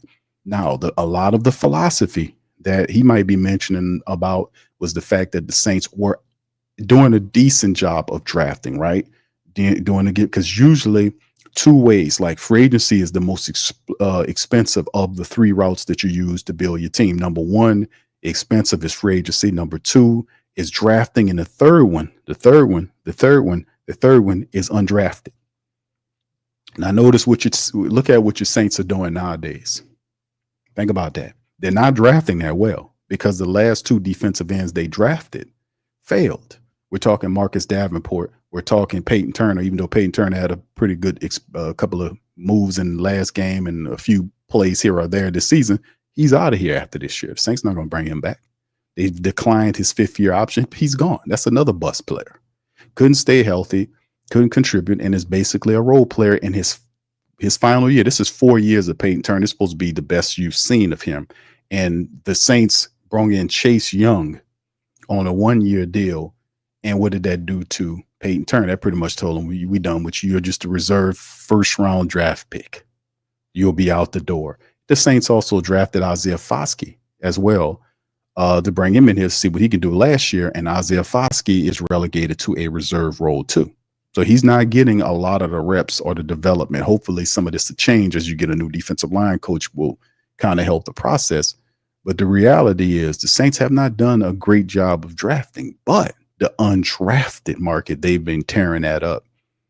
So that's how you've seen the Saints focus. They have a reputation around the NFL of the best undrafted guys make it a point to beeline straight to New Orleans, because if you can play the Saints will give you a contract. It won't be an expensive one. You have to earn up, just like you've seen with Deontay Harris-Hardy, just like you've seen with Rashid Shaheed, just like you've seen with JT Gray, just like you've seen when I can go all the Carl Granderson and go down the list over and over of undrafted guys the Saints brought on. That's how they've been doing it. Anyway, let's go back to this article right here and keep it moving, right? All right. So, but when the team was no longer ranking at the top of the NFL and dead money due to cuts, they began the process of over-relying on contract restructures to keep their roster intact and continue chasing a Super Bowl ring. A contract restructure is when a team converts a player's salary into a bonus that splits over 5 years. The benefit of the restructure is that it lowers a player's salary cap charge in the current year. However, it increases the player's salary cap charge in every year as well as the remaining year, as well as the salary cap cost for the releasing of a player. How excessive is New Orleans' use of restructures? From 2020 to 2024, they've ranked no lower than second in any given year in the amount of salary converted to a bonus for salary cap reasons or whatever. You see, very interesting, isn't it? Very, very interesting, this is, man. Number two, between 2020 and 2024. Okay, over the entire term, no team is even in the same ball cap as New Orleans. The Saints have restructured around $450 million to create nearly $340 million in cap space over that time frame. Let me say that again. The Saints have restructured around $450 million to create $340 million in space over that time frame. The amount converted is staggering. $254 million more than the next closest team. The amount is a staggering $254 million more than the second place team in terms of restructuring. 200 plus million more. They have created 182 million in cap room than the next closest team. In recent years, they have had to restructure almost every eligible contract to function. This is true and blue as it could be. True and blue. They are up to nearly 50 restructures, which is 25 more than the next closest team, and does not even count a few players who were extended in large part to lower cap hits. This phase of the Saints salary cap decision making is different than the first one. They have not really cut players, but they have kept kicking the can with the same players, adding some new ones, and then watching some dead money hit the books when contracts expire, and restructured money placed in voided years. This is the phantom year deal stuff that they started doing. When they said voided years, and I just termed it as phantom years because these are unplayable contract years that the Saints backlog contracts with for the next 2 or 3 years. So when a player gets off, he's not physically on your team no more. He's retired or he's going somewhere else. You got this money sitting up here in voided years that the Saints have to pay out to this player. Non-playable year money. This is what Mickey Loomis has done to sacrifice the team's future. And now that people want to tear it down, he's like, oh, don't do that. You know, he needs to be chastised for this, for what he's done. All right. So anyway, the year situation is worse than the past because there's no masking how bad the team is for the last few years. Well, hold on. Let me see it. Let me go back. Let me bounce back a little. This phase of the Saints salary cap decision making is different than the first one. They have not really cut players, but they have kept kicking the can with the same players. We talked about this for years, adding some new ones and then watching some dead money hit the books. And when contracts expire and restructure money placed in void years hits the books, unfortunately for New Orleans, there has been no exceptional draft class to fix the problems. And things are about to go from bad to worse. This year's situation is worse than the past because there's no masking how bad the team is. For the last few years, the team has been right around the 0.500 and 500 basically. And when the team becomes cap compliant and adds free agents, family members scream that hashtag the cap is fake. end quote. But while the cap is indeed fake in a given year, the accumulation of cap charges gives a team fewer options with a roster. The Saints sit around 63 million over the estimated salary cap next year. Their position is 55 million worse than the closest NFL team. That's ridiculous. But this has been something we've seen a couple of years ago. The Saints was $100 million over the cap. Then they went $80 million in the cap. And we so accustomed to it here that now we sitting up here looking at the shit and we saying to ourselves, man, $60 million ain't shit, Q.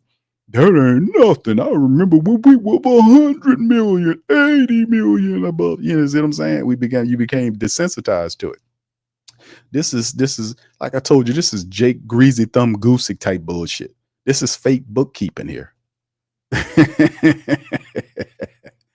This is fake bookkeeping here. This is like I always use the old mobster terms. Jake Greasy Thumb Goosick, the old prohibition gangster who was a crooked bookkeeper for Al Capone and Frank Nitti and these other guys. He would make fake books to hide all of the illegal shit that they was doing. So when the people come around and check their business out, Greasy Thumb had the books on blast for your ass. You go in there and look, and they had all the dollars, all of the money that they show in their bank. They don't show you all the stuff. They keep the other stuff tucked off, but they showed a certain amount of money that they kept in their books so that everything matched out. He was really good at that. That's all that guy is. Loomis is Greasy Thumb. Hold on now, Greasy Thumb Mickey, Slick Greasy Thumb Mickey. That's him. All right. So anyway, the Saints hit about, that's crazy, man, that the nearest team, they're $55 million worse than the closest NFL team. I showed y'all that in the tweet. When that's what this is about. This is for next year. The Saints are number one with the cap, 65 plus, and the Browns are 19.4. Yes. All right. Okay. Anyway, let's go back to this. They already led the NFL in dead money, which is $48 million on the books, following the decision to trade Lattimore just months after they opted into a contract restructure that they needed to function for 2024. No, they was trying to trade Latty Daddy. They was trying to trade him because Lattimore was upset about what was going on with the Saints. He was one of the people, like Elvin Kamara, that were talking about how the team was falling through the floor last year. And Mickey Loomis got upset with him and tried to discipline him by trading him out of there and try to play him like he was some type of problem in the locker room when it's this old possum guy over here tearing up everything. That guy's an idiot. He's a moron. He don't even know what's going on with the team. That's how you know he's not talking with those players. You don't have any dialogue. You don't automatically go and back the head coach. You showing bias. That's not how a leader works. You're not supposed to show organizational bias at all. You're not supposed to say, well, we can't talk to Loomis because all he's going to do is just tell you, go talk to Dennis. Well, I hear you, Bucko. Well, times are tough right now, and maybe you need to go and work that out with Dennis. If Jameis had some problems, hey, Mickey, Dennis Allen lied to me. He said that I was going, when I get healthy, that I can get my job back. Even though, the unwritten rule is the quarterback not supposed to lose his job due to injury. That's just the cardinal unwritten rule in the NFL. Well, yeah, Jameis, I hear you on that guy, and I understand you and all that, but, my hands are tied. Listen, guy, you caught me at a bad time, Jameis. I was just drinking my gourmet orange juice, and I just got my clam chowder out the microwave. You caught me at a bad time, and listen, that's just too bad, but maybe you should talk to Dennis about that. Talk to Dennis. None of that. What was that conversation at? But in the end, this is what it is. You're not supposed to show bias. If you got a coach, maybe the coach is wrong in this circumstance. Maybe you need to hear the player out. There's none of that going on. He doesn't talk to those guys. James Hurst said as much. He thought Mickey Loomis was going to come. Remember last year at the end of the year when Dennis Allen threw his team under the bus and Mickey Loomis told everybody that he had an end of the season presser when he came out and talked to the players. And I told y'all at the time, I said, it's going to be some bullshit. He don't talk to them when they doing well or congratulate, but he going to go out there and talk and tell them that they're not going to be comfortable because that's what he said he told them. Well, listen, guys are just too damn comfortable. And they too comfortable. But it's not them, it's him. He too comfortable. By the way, he didn't use that verbiage. We were saying that the whole damn year to let you know they're listening. We've been blasting that guy. Said this guy don't do it. He's not doing his damn job. He even admitted to not doing in-season evaluations on his team as a general manager because he's too emotional. He said that out of his own damn mouth. I don't do in-season evaluations, whether we win or lose, because I'm too emotional. I'm emotional when we win. I'm emotional when we lose. So that's just a cop-out for him not wanting to do his job. And that's why we don't call him a real general manager. That's why you need a real person there and not this old flim-flammy guy here. You know, but anyway, back to this, man. Back to this. There are no savings to be found by releasing players. The only player who released saved significant money is Ryan Ramczyk. That should have been happened. Ryan Ramczyk is done, man. It's over with for Ryan Ramczyk, a big guy that been dealing with lower extremity injuries for the last several years. That's done, bro. He's been suffering with that injury for what, 2-3 years now, and it's getting progressively worse. He's supposed to have done some minor procedure on it to see if it was healing, and Dennis Allen himself said it wasn't healing. Why is he still there? It's time to. We already drafted Tali Fuaga. That's it for Ramczyk, man. Thank you for your service, brother, but go tend to yourself. Go, go get your service. Go get your surgery, and just be happy with what you got, because it's over with. But Ryan Ramczyk, who's released, saved $6 million. There are 5 other. Let me read this again. There are no savings to be found by releasing players. For the family members say, Q, put the car in the street, just release them. This is a portion of what we've been saying too, is that's not how you're going to do it. And it's not very much trade value for some of these guys. So you stuck with them from a monetary standpoint. Yes, contractually speaking, you are. And that's why I've said you kind of stuck to the time frame, which is 2 years till the contracts run out. Then you get relief. That's how this is designed. There is no way out through this. There's no reverse sign. There's no reverse button. Like, look at it like a runaway train. You've seen the movies where the guy got it as a bum on there, a bad guy on there, and he's trying to do something wrong, and he puts the train, he takes the throttle and throws it all the way forward, then tears it off so you can't stop it or reverse it. The bad guy, and you're on the train, and the train just going down the track, splitting pad, going down there, the runaway train. Shooting down the tracks, guy done tore the throttle off of there, threw it out the window, and the bad guys make it Loomis. Oh, yeah,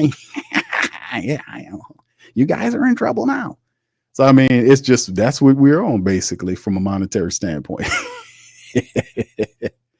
All right. So the only player who's released saved significant money is Ryan Ramczyk, who's released saved just $6 million. Just $6 million. There are 5 other players who will save between $2 to $4 million if cut. You can reduce the net savings by $840,000, which is the minimum salary earned by a rookie who would replace the cut player.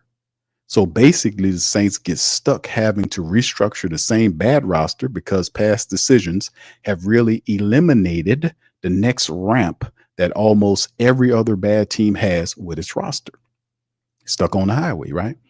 I would anticipate the Saints getting creative with their roster decisions. Up first is what to do with Derek Carr. Now we get to the point of the stream, or the article rather, where the biggest question is to the family members queue. With Dennis Allen out of here, do we get the next big thing is, do we get his damn quarterback out of here? How do we get his quarterback out of here? Well, like I've been saying, it's not going to be like that. So what this article alludes to, it says Saints signed Carr to a $37.5 million per year contract back in 23, and his cap number next year is $51.5 million. The problem is the cost to cut him is $50 million. So there is nothing saved by cutting him outright. Did you catch that? Let me say it again so the family members say put Carr in the street. While I've been saying you don't make sense to do that. You got to get play action Carr involved. This is simple as that. You got to get him into play action. You got to run the ball and get him into play action and use him to the best of your benefit, because there is no cutting him. And this is done contractually to provide that security. The Saints signed him to a $37.5 million contract in 23. His cap number next year is $51.5 million. The problem is the cost to cut him is $50 million. So there is nothing saved by cutting him outright. The Saints also owe him $10 million in guaranteed salary. I cannot see the benefit of doubling down on Carr next year. It hasn't worked at all. And he'll likely be out of the NFL if released. Now he'll find a job somewhere. He'll find a job as a backup quarterback. He will.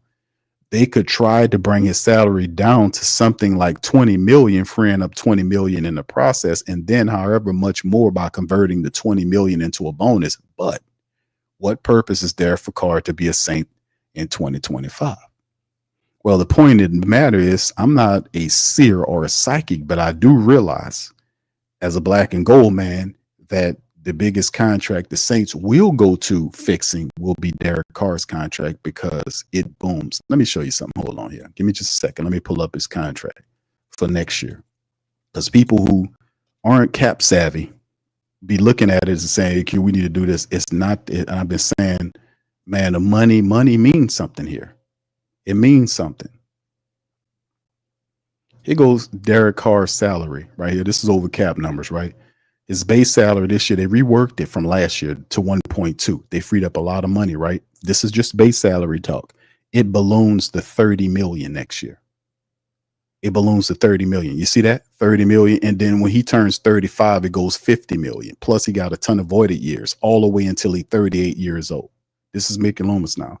Look at all of the signing bonus money the Saints own. Look at that. 11.4, 11.4, 11.4, and 5.7. And this is after 20. This is 26, 27, and then 28. You see all that money? This is what they did. Now, let me kind of reverse here and show you this. This is 25, right? If you look at base salary, let me see if I can make it base salary here so y'all can see. This is base salary for 2025. Look, the base salary, the highest base salary coming up next year, that if you look into reworking salary, because the Saints will have to do that to get down so they can sign free agents or their own players. Check this out. The highest one of the base salary, you see Elvin there, 2.9 next year, 12.5 for Cam, $30 million for Derek Carr. Look at that. 30 million. So when you start restructuring, he'll be one of the first people that the Saints go to try to restructure again, which would then kick it into that other year. So that's like I was telling you, the way to get out of it, they can't stop doing it. Mickey Loomis has put them into a situation where it's perpetual. The only way out is the contracts have to expire at some point. So they will have to touch Derek Carr's contract next year because it's by far the biggest of all the base salaries in 20. This is 2025 numbers. Look, if you go down, there's not even anybody even close to that $30 million marker. The closest dude is 18 million by Ryan Ramczyk, actually. Ramczyk 18 million next year for a player who injured. Rams 18, Carr's 30 million, 12.5 for Cam, and everybody else is in single digits. Everybody else in 2025. So Carr's number one with 30. Ramczyk is with 18, who probably not going to ever play a game again for the Saints, and Cam is 12.5 for aging Cam Jordan. At what age is he? What is he? How old is Cam this year? 30 something? 35. He'll be 36 next year. So you got a bump number. 35 goes up to 12 million, but then it de-escalates as he turns, well, his base salary is he reworked that as well for 2024. Then it balloons to 12.5 in his final year in 2025. So you got Cam at 12 point, third highest annual ranked contract. Carr, Ramczyk, Cam. This is game. Just giving you the game, just the numbers. We have in the cap section there. All right. Anyway, to keep it going, and trust me, there's blue. It's a blue streak. It's a silver lining in this cloud. Just be patient with me. I'm going to go through the rest of this article right here. The Saints should work Carr on a renegotiated deal, right? The Saints should work with Carr on a renegotiating this contract in 2024 so they can designate him a post-June 1st release in 25. How does that work? The team would pay Carr his $10 million guarantee as a bonus in 24, increasing his 2024 cap charge by $2 million. The team has just enough space to pull this off, and in return, he would agree to a reduced salary from 30 in 2025 to 1.255 mil. This would drop Carr's 2025 salary cap figure from $51.5 million to $14.7 million.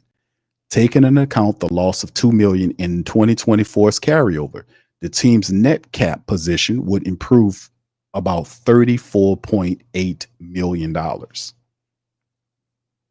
Then Carr would be designated a post-June 1st cut and count $13.5 million against the salary cap in 25 once the release is processed. His dead money in 26 would be almost $35 million. See, it's not a easy out here in terms of that. You get what I'm saying? It's not an easy out. Again, now this is his proposal of getting rid of Derek Carr, is getting that, but his proposal has it set where the Saints get almost $35 million in relief for 2025, which is what Saints is 30. So the bulk of that money is going to come from Derek Carr's restructuring in one phase of another. But then it does put a hole in the QB position, and you have to be willing to do this, which Mickey Loomis is not going to do this. This will have to be somebody else who has a vision for the QB position. So that's what I say. If a new coach comes in here and he wants his own quarterback, this might be the promotion to do it, you see. But anyway, in his mind, this is one move the Saints have to make. The nearly $35 million in cap savings would put them in a position to be salary cap compliant without having to double and triple down on everyone else's roster. Keeping Carr to let him compete just makes the situation worse, and the team needs to have someone else, preferably a draft pick, under center next year. Then he mentions another move. He says after Carr deal is hopefully done, the team needs to begin identifying players who will potentially retire.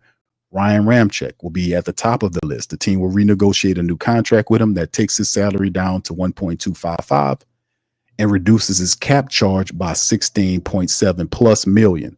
This will let the Saints carry him on the roster until June the 2nd, at which point they will release him from his contract. By waiting until June, the team will have dead money charge of $11 million, plus any injury benefit he's eligible for rather than the $23 million dead money charge that he would come with a March release. They will be left with $12 million in dead cap money, which is that a part of the strategy is some type of injury benefit. That will be a part of it. Cam Jordan has been an institution in New Orleans, but a $20 million cap charge for the pass rush in his mid-30s on a bad team isn't really good for the Saints and could lead Jordan to consider retirement. He has $1.5 million salary guarantee, and the Saints should be willing to top pay that out as a bonus. If he retires, the Eagles use to essentially negotiate retirement bonuses in Kelsey's contract. I will consider these similar situations. Doing this would allow the Saints to reduce his cap charge from 20 to about 8.45 and carry him into June 2nd. This would allow them to take $7.86 million in dead money in 25 and defer about $15+ million in 2026. So if the team can get the Carr deal done, then they would be pretty close to being salary cap compliant following the two retirements. Hopefully they can be more cautious than what they do, knowing that they will be working with a skeleton of a roster in 25 and hoping that that draft class can lift them the way it had with the Commanders. Other moves to consider that the guy throws from over the cap. He says Demario Davis exceeded expectations the Saints should have had when they bought him into New Orleans. He has a $12.5 million cap figure, would cost $7 million to release, and blah, blah, blah. Then he has all these other things, talk about Tyrann Mathieu and all this kind of stuff. Now, like I said, it's an interesting article. We pretty much delved and went into most of it, and this is giving you ideas. And like I said, this is a good article. I'm not going to read all of it because it's a lot to talk about, but good grief. Did I just give you like a headache as I'm going over all of these numbers? But when I spent a lot of time on that, for a reason. I spent a lot of time on that for a reason. And the reason is that the New Orleans Saints aren't, in my opinion, going to go into a rebuild. They're not going to do that because, number one, they're locked in.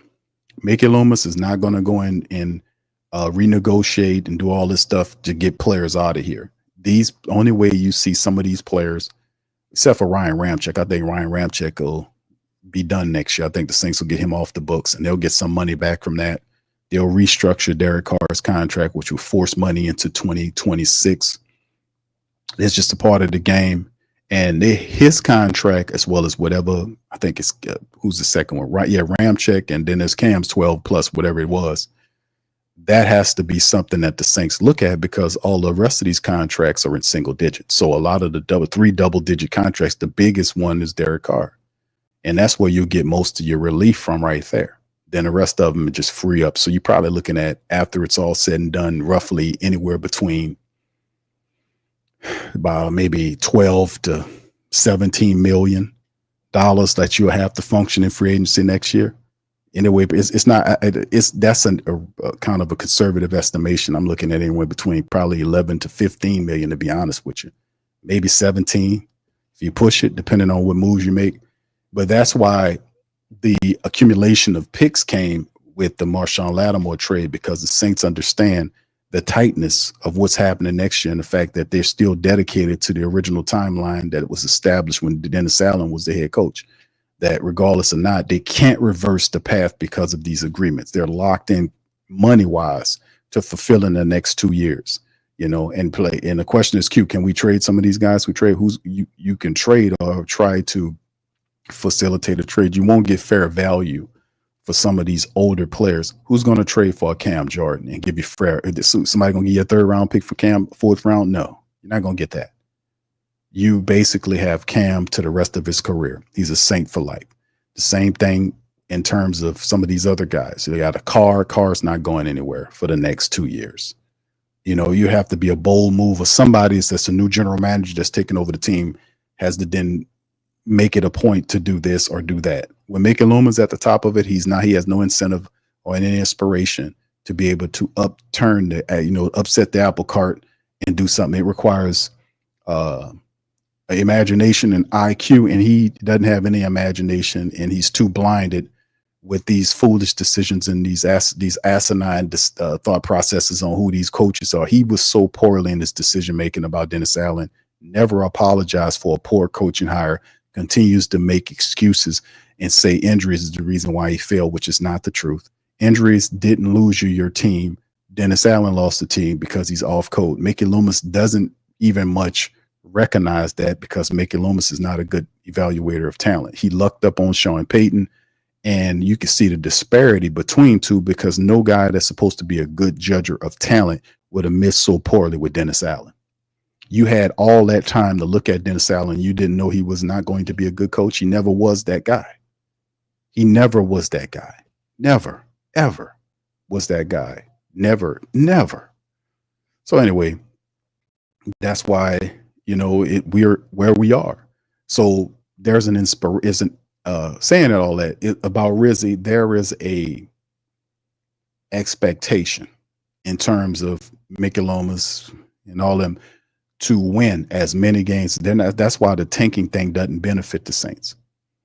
Tanking does not benefit the Saints. So that's why they're going to laugh at that and push that out of the way. They're not going to do that. They're going to still try to win as much as possible. They still, that's the only way. If you got an older team and they stink, boy, that shines very poorly. But if they're competitive, if they climb back up into, all you can ask for them right now is just to get back to 500. We 3-7 right now? You gotta as a team, you gotta win one game at a time. The focus is gotta win one game at a time and get back to 500. Then we'll kind of look forward after that. If we could, that's a process within itself. It's a big freaking process within itself. You know what I mean? What's up, B Frank? Shout out to you. Tireless Grinds. Shout out to y'all on the gram. But yeah, man, that's what it basically comes down to, right? That's what the hell it comes down to. The New Orleans Saints got to do they got to do their due diligence there. And that's why we locked in. That's why I had to kind of bring that article to you and read pretty much a lot of it. But if you guys have any questions, please feel free to throw it in the chat. We got 160 plus people voted on the poll who wins Sunday. 77% says the Saints, 23% says the Browns. Thank y'all for chiming in on the chat. So that's a good number. That's a good discrepancy. A lot of the family members believe the Saints will win that game. So if y'all got questions, throw them in the chat. Let's see what y'all think. And Jack says, Q, basically what you're saying is we're stuck with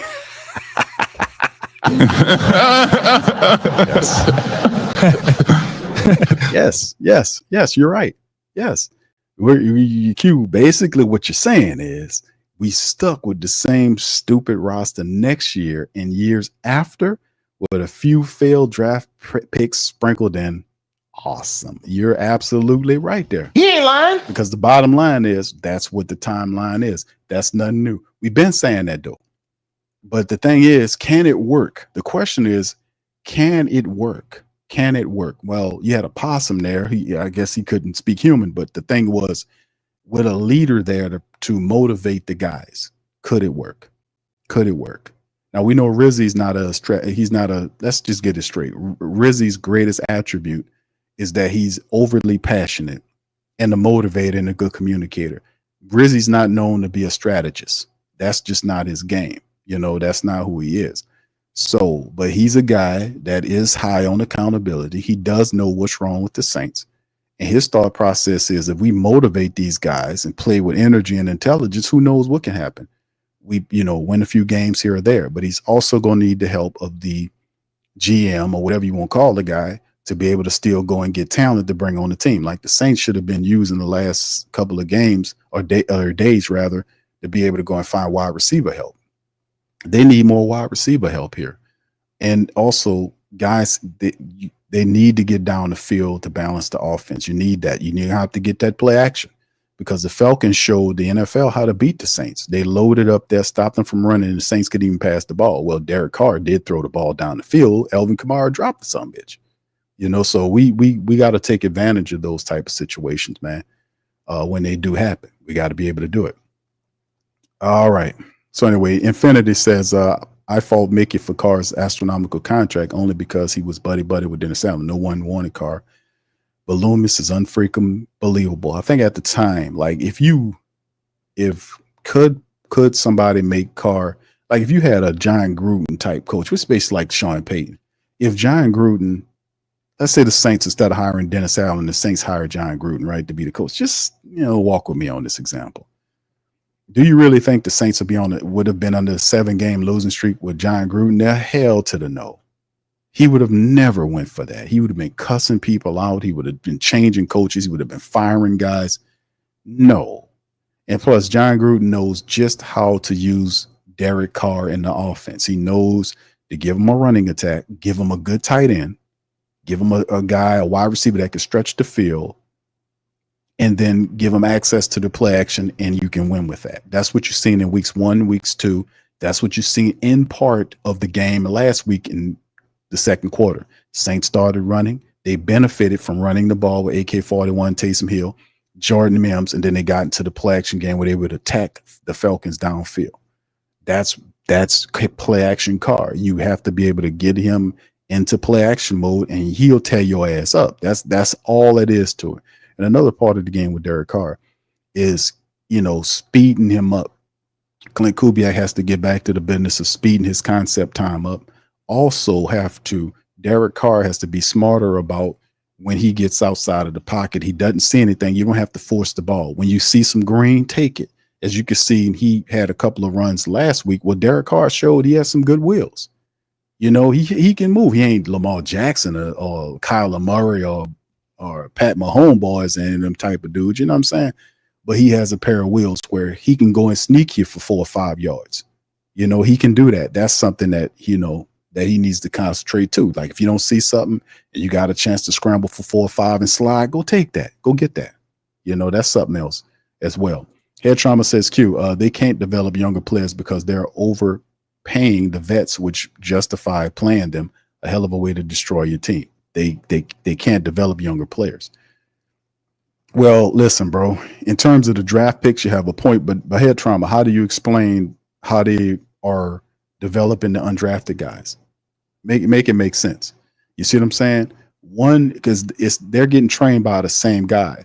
How are the undrafted guys making a team and excelling? They're developing them, but you telling me they can't develop the drafted guys? Is it a different staff? No, it's not. It's all about heart. You got to pick the right players. The undrafted guys come here, and those undrafted guys do whatever it takes to win. Like you see Rico Payton, who made a name for himself and earned him a roster spot. Rico Payton was tearing it up in preseason. Jordan Mims was another undrafted guy, tearing it up, won a job. Mason Tipton was a guy that was tearing it up. He don't look so good now because, he's just rookie bumps and bruises. He was doing this thing.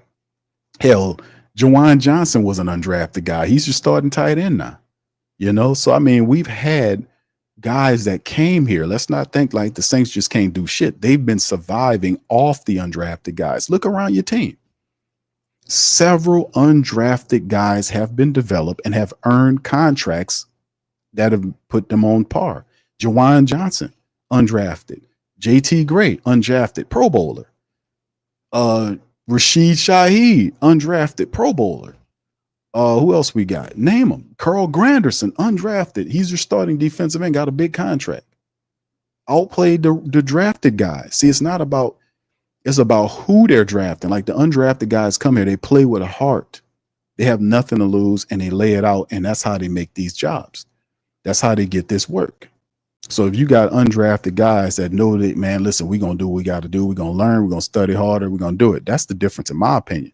Like what's the difference between the drafted guy and the undrafted guy? The only difference I see between the two is one dude is all about the business of making it shake and bake, and the other dude ain't.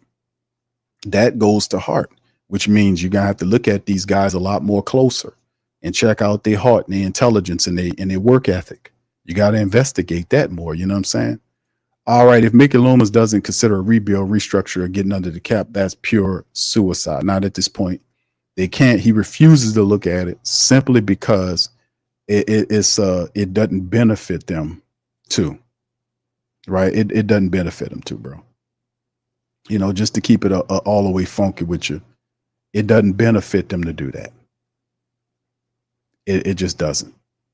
So at the end of the day, when you're what I mean by it doesn't benefit Mickey Loomis to consider that, because he already knows they're locked in. That's why I covered this article, and I went I don't know how long it was, like 20 minutes on that article, spent a lot because I wanted the family members to understand what's going on here.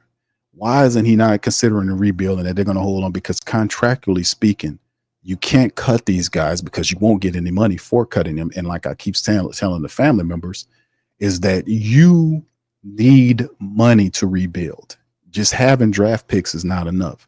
To rebuild with like anything, you have to be able to have money to fund a rebuild. And the Saints don't have that.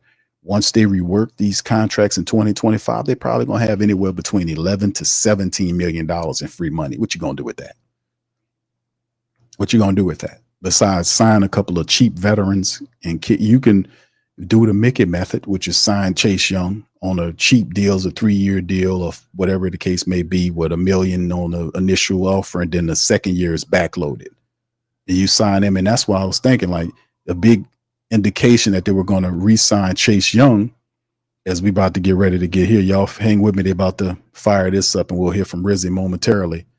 But the reason why they don't want to rework that stuff is obvious, man. It's the fact that we do understand that the Saints, the time frame is locked in. You're not going to get a lot of money in the reworking of like cutting players, and the restructures will free up just enough money for you to play next year. So you're going to have to rely on draft picks and undrafted guys and securing guys like Chase Young, who they should have, who I ain't gonna say they should have, but if they wanted to trade him, they could have traded him the same time they traded Lattimore, which was an indication that the Saints more than likely going to work out a contract extension for Chase Young, because they chose poorly on drafting a defensive end. So Chase Young is more than likely going to get a contract from the Saints, All right, shout out to you. What's up, Super Saints fans? Shout out to you, man. You said you're right, Cooper. I think Gail might pull something else off. We'll see, brother. I think she'll bring some other people in the organization, but I don't think it'll get to, it'll get to the point where it'll be, they'll just fresh people into the building. You know what I'm saying? But I don't think Mickey Loomis, it'll deviate the path from where they're going, because the money's locked in. Even if they fired Mickey Loomis and got him the hell out of there, like, just say that. In the Marvel universe, to the DC universe, there's a reality where Gail fired Mickey Loomis, right? Yes, even if you fire Mickey Loomis, you're still stuck with his mess. That's what I was saying about, did I not say that about Dennis Allen? Firing Dennis Allen is not the end. Firing him is only the beginning of the healing process. It's not the end of it, because it would be no Dennis Allen if it wasn't for Mickey Loomis. And even if you fired Mickey Loomis, there is still the ramifications of his decision-making that have impacted the Saints for the last several years. meaning a salary cap situation. A general manager that would come in here would have to be stuck with the decisions that Mickey made over the last 2 years. There was no other way to deal with it, because the assets that you have contractually speaking, nobody's going to give you fair trade value for those guys. So the best thing you can do is rework it until the contracts expire in 2026. And then you'll see an increase of over $100 million, $200 million, because you'll have basically a brand new team. That's what's going on. What's up, Desi? Shout out to you, Queen. Good to see you. All right, big ups to the fam, man. Like we said, they got this going on. What's up, Jack? Jack says they drafted guys just aren't the talent from. He says, what's this? Hackensack State. Okay, Hackensack. Okay, I never heard of them. Okay, Giro says, Q. Why? He says, with Amari Cooper being gone, and I'm familiar with Chubb, what are offensive weapons they got? Well, they got the David Njoku, the big tight end. He's physical. Jerome Ford, the backup running back, is a pretty decent guy you deal with. Jerry Jeudy is also good if you know how to use him. And they got a few sneaky players on offensive you got to watch out for, because it's the way Jameis is as a quarterback. Jameis gives all of those guys opportunities, and you got to watch out for that. And also remember that the Saints secondary is banged up. We might be getting Kool-Aid McKinstry back. We'll see what's going on with the Kool-Aid McKinstry thing, getting him back there. Alante really mixed bag on how Alante Taylor played in the Atlanta game. He had an increased role to CB1. How did he look? Had a lot of stuff going on there. Was a bit of a rough transition. That was another question I wanted to ask the family members about. How did y'all grade out Alante Taylor on a scale at A through D?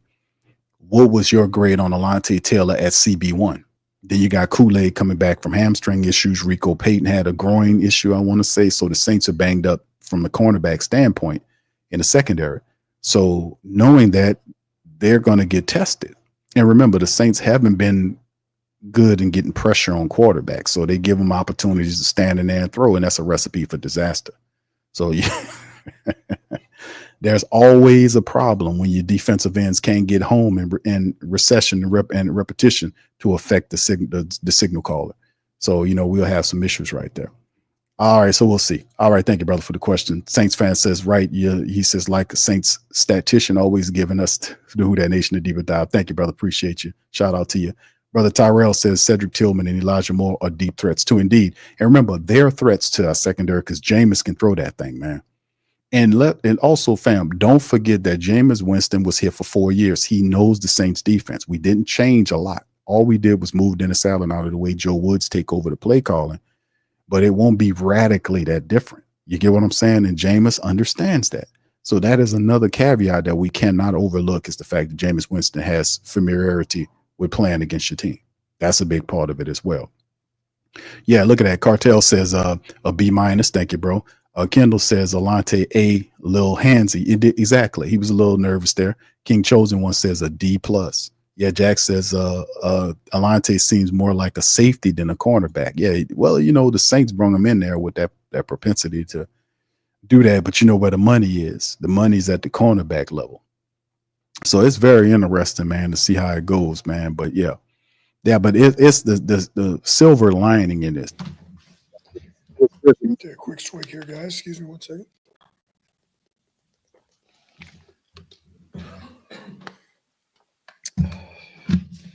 All right.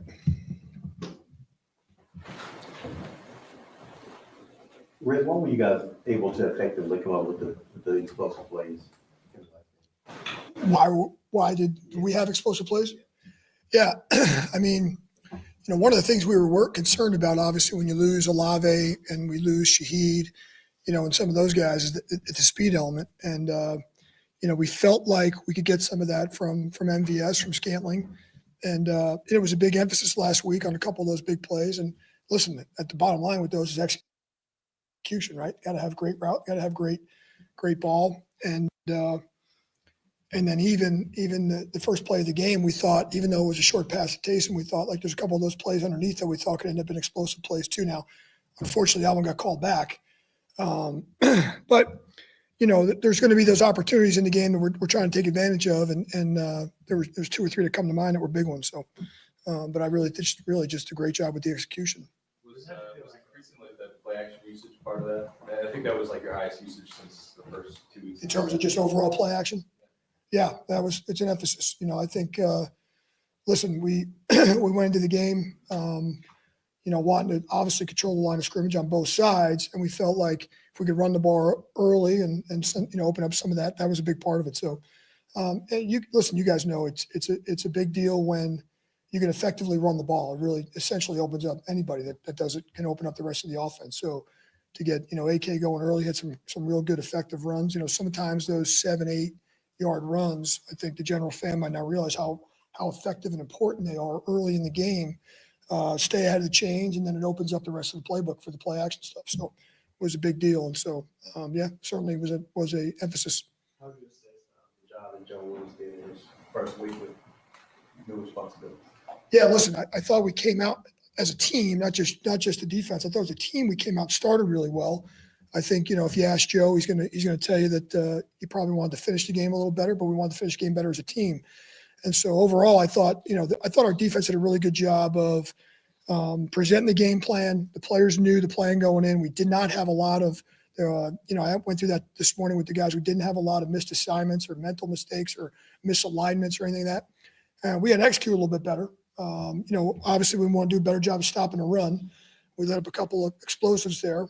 It was a little bit hot and cold. There was some really good run defense at times, just not consistent enough. But listen, I thought Joe and the whole staff, with midstream, mid-season like this, when you get a wholesale change like that, that's not easy. And so we changed a lot of people's responsibilities. And so, Joe hadn't called the game in a while. And so I thought we did some really good things. You guys had mentioned the other day about changing some things up on third down, some of our fronts, things like that. And so, BY as well. BY got kind of thrown in there with taking over the D-line room and just but everybody was, I thought, effective. Now, are there plenty of stuff we can get better? Absolutely. We got to cut down the explosive plays that we gave up, and we got to do a better job of stopping the run, and we got to finish better. But we made a couple of huge plays on defense that essentially ended up winning the game for us. You last week, obviously, with the emotions and the change, and the players talked about the energy and the things you did. Do you feel like you have to do that every week, or is that just kind of everybody will kind of settle in now that they know you're in charge, this is what it is? I just feel like there's that bump that kind of the change brings, and you don't want to maybe lose that momentum.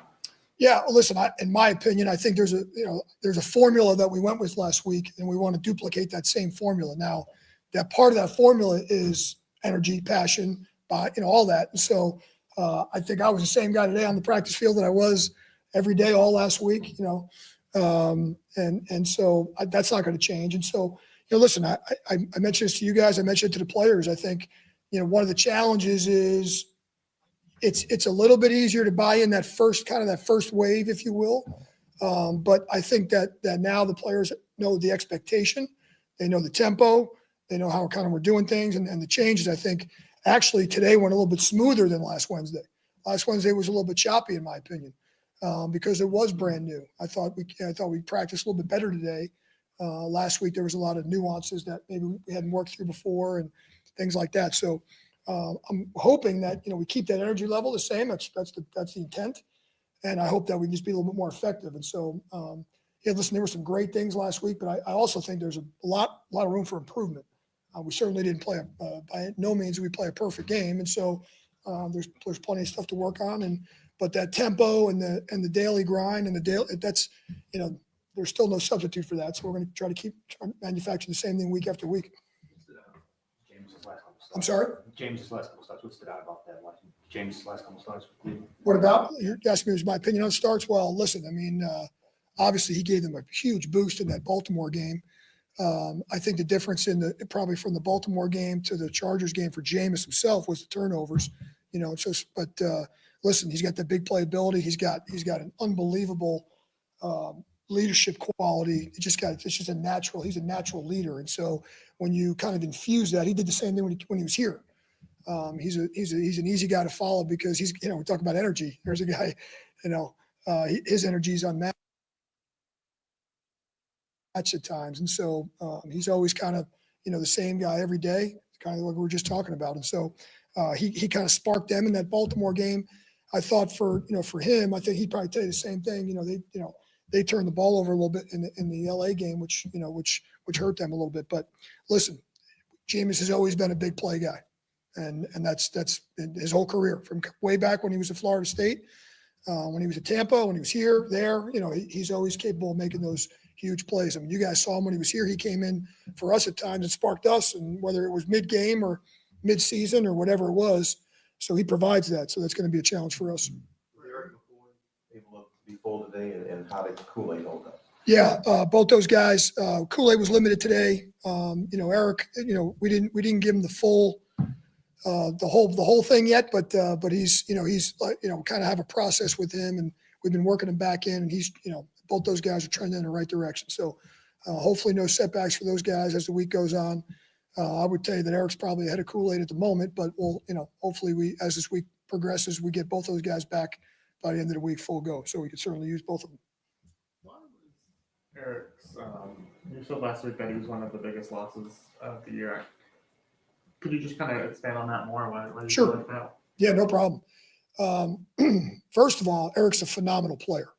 This guy, maybe one of the more underrated offensive linemen in the league, in my opinion, overall, not just center. I think he's you look at his consistency and the high level that he's played at when he's in there, it's a big deal. Number two is his leadership. And so he's a kind of a leader by example. He's not this big vocal guy, but man, I got a lot of respect for Eric because he shows up every day. You know exactly what you're going to get. He's kind of the Pied Piper of that group, if you will. They kind of travel in packs. If you ever you watch that O-line kind of travel around the building, and he's kind of the, he's a leader of the group. And so, when you take anybody out of the middle of your offense like that, not only that, at the level that he was playing at, it's a really big deal. And so really hard to replace that. There's a drop off there, and that's no knock on the guys that came in for him, because the guys that came in for him have really competed their butts off. But he's just a really, I just think he's a phenomenal player and leader. And anytime you lose a guy like that for a number of games, it's a big deal. And so that's why it was such a big loss for us. So hopefully we get him back this week and can infuse him back with that whole group. Yeah, I know it's hard to quantify the amount of wins or losses, but do you think that if he was healthy, that the losing streak wouldn't have been what it was? Well, listen, no one really can. I agree with you. No one can really predict that. But did it affect our offense? Yeah, absolutely, 100%. Affected the offense, affected the offensive line, because again, there's a guy. Most people may not realize your center's making a lot of calls along with the quarterback. All those kinds of things, setting the protections, making calls, and so again, his experience, his leadership, and his play, his effective play. You take all those things out, and out of the middle of your offense. So, I don't want to say you can't sit here and put a tangible number on it, but did it affect us overall as an offense and a team? Yes, sure. Knowing what he presents on more of a personal level, what do you believe that prep will be like? For Jameis? Listen, Jameis is going to be fired up no matter what. He's going to be even more fired up to come back here and play against us for sure. I mean, he's friends with a lot of those guys in the locker room. He developed so many relationships within this building, with the players, with the staff. And so, this will be a semi-homecoming for him. And so anytime, you get to do that, certainly he's going to, and also listen there, he got obviously infused into their being their starting quarterback mid at the midway point of the season. He's trying to get them rolling too. So it's kind of twofold. And so again, we know what kind of player Jameis is. I know he's going to be fired up because he always is fired up, and he'll be a little bit more fired up to play in the Superdome. So it'd be great to see him, and it'll certainly be a challenge to play against him. How would you assess the defensive play last week? It's like a game where there were several instances where guys were in perfect position, maybe not making a play on the ball. So how do you balance kind of that where it feels like the coverage was good, but the play wasn't necessarily made?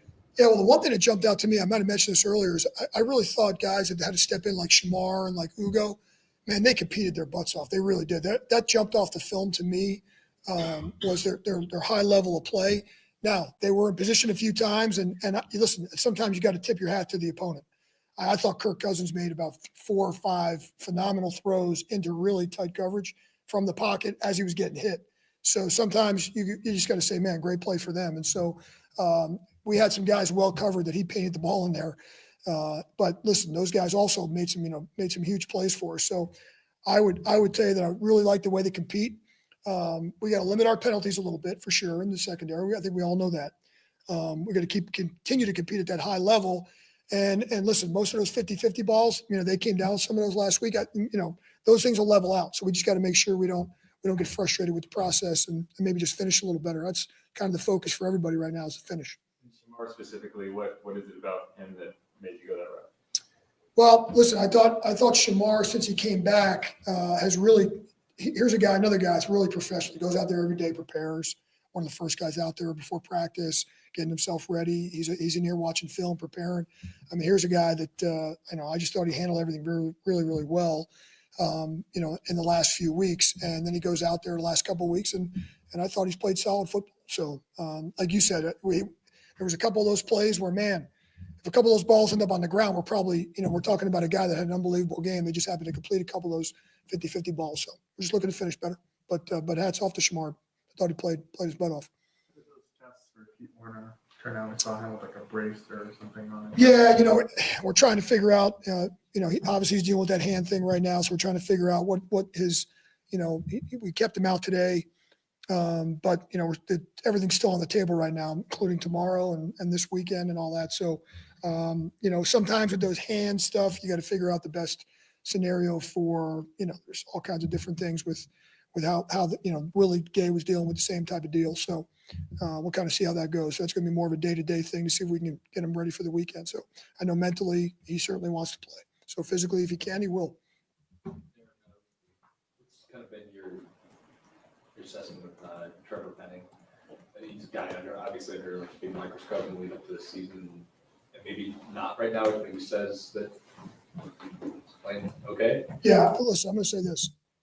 I know Trevor was a guy that really had, I don't know, for lack of a better phrase, a target on his back starting in the offseason, maybe all the way through the preseason and all that. This guy's gotten better every week. So you look through the 10-game schedule. I'm not sure. I mean, I am actually sure. I'm going to tell you he probably played his best football game this past Sunday. And so I think it's kudos to Trevor. I think it's kudos to John Benton, to Jari, to Rico, to Clint, all those guys. They have helped this player progress. And listen, is it the finished product yet? No. But is this guy so much further along than he was in preseason week 1? Yes, this guy's really grown and developed. I see a guy that's working his tail off to do it. See a guy putting the time in. See a guy working on the technique. I see the coaches working with him, and it shows up on the film. Now, are there certainly, like everybody else, are there certain things that he needs to get better at? Yeah, we got to cut down on some of the penalties, and some of the the stuff that are self-inflicted stuff. But physically, I've seen a guy really improve, and so he's got to continue that improvement. That can't level off. But there's a high ceiling. I still believe there's a high ceiling for the player, and like I said, I think it's really a credit to all those guys I just mentioned. That guy continues to grow every week, and like I said, I think if you ask the offensive line coaches and those guys, they'll tell you he probably played his best game of the year. So maybe the best game of his career this past Sunday. I know last Wednesday when we talked to you, you said 2 days felt like 2 weeks after what happened on Monday. Are you settling in where you kind of have a better perspective of this job and what to do? I know you said practice was easier. Is it easier a weekend for you now? Yeah, I think once you get through the week of this, full week, and you do the repeat. We did a repeat. Finally, today was the first day of the repeat. So this is the first day that actually everybody knew what the heck was going to go on, because I tried to give them something different every day. Of the week last week. And so when we came back in today, I think everybody kind of knew the expectation with the daily schedule and all that was going to be. So did it go a little bit smoother? It did. It helps me settle in too, because we made so many changes last week that I was a little bit hair on fire, if you will, and just trying to get all that stuff done. So everybody settled in and like I said, like I told the team, our focus this week is to keep the focus on the preparation, not all the other stuff. And all that other stuff's behind us. We got to keep our locked in on being 1-0 again this Sunday. But no doubt about it, it's certainly after going through it for a week, and now we're going to kind of continue to do what we're doing, like I mentioned before with the formula. It certainly makes it easy for everybody, including me. All right, guys. Appreciate it. All right. Shout out to Coach Rizzi. All right. Oh, Rizzi doing this thing, man. There you go, keeping it all the way funky with the black and gold there, man. He's taking a ownership role and embracing it. Here's Derek Carr. Mr. Carr is on the mic. Let's see what he got to say.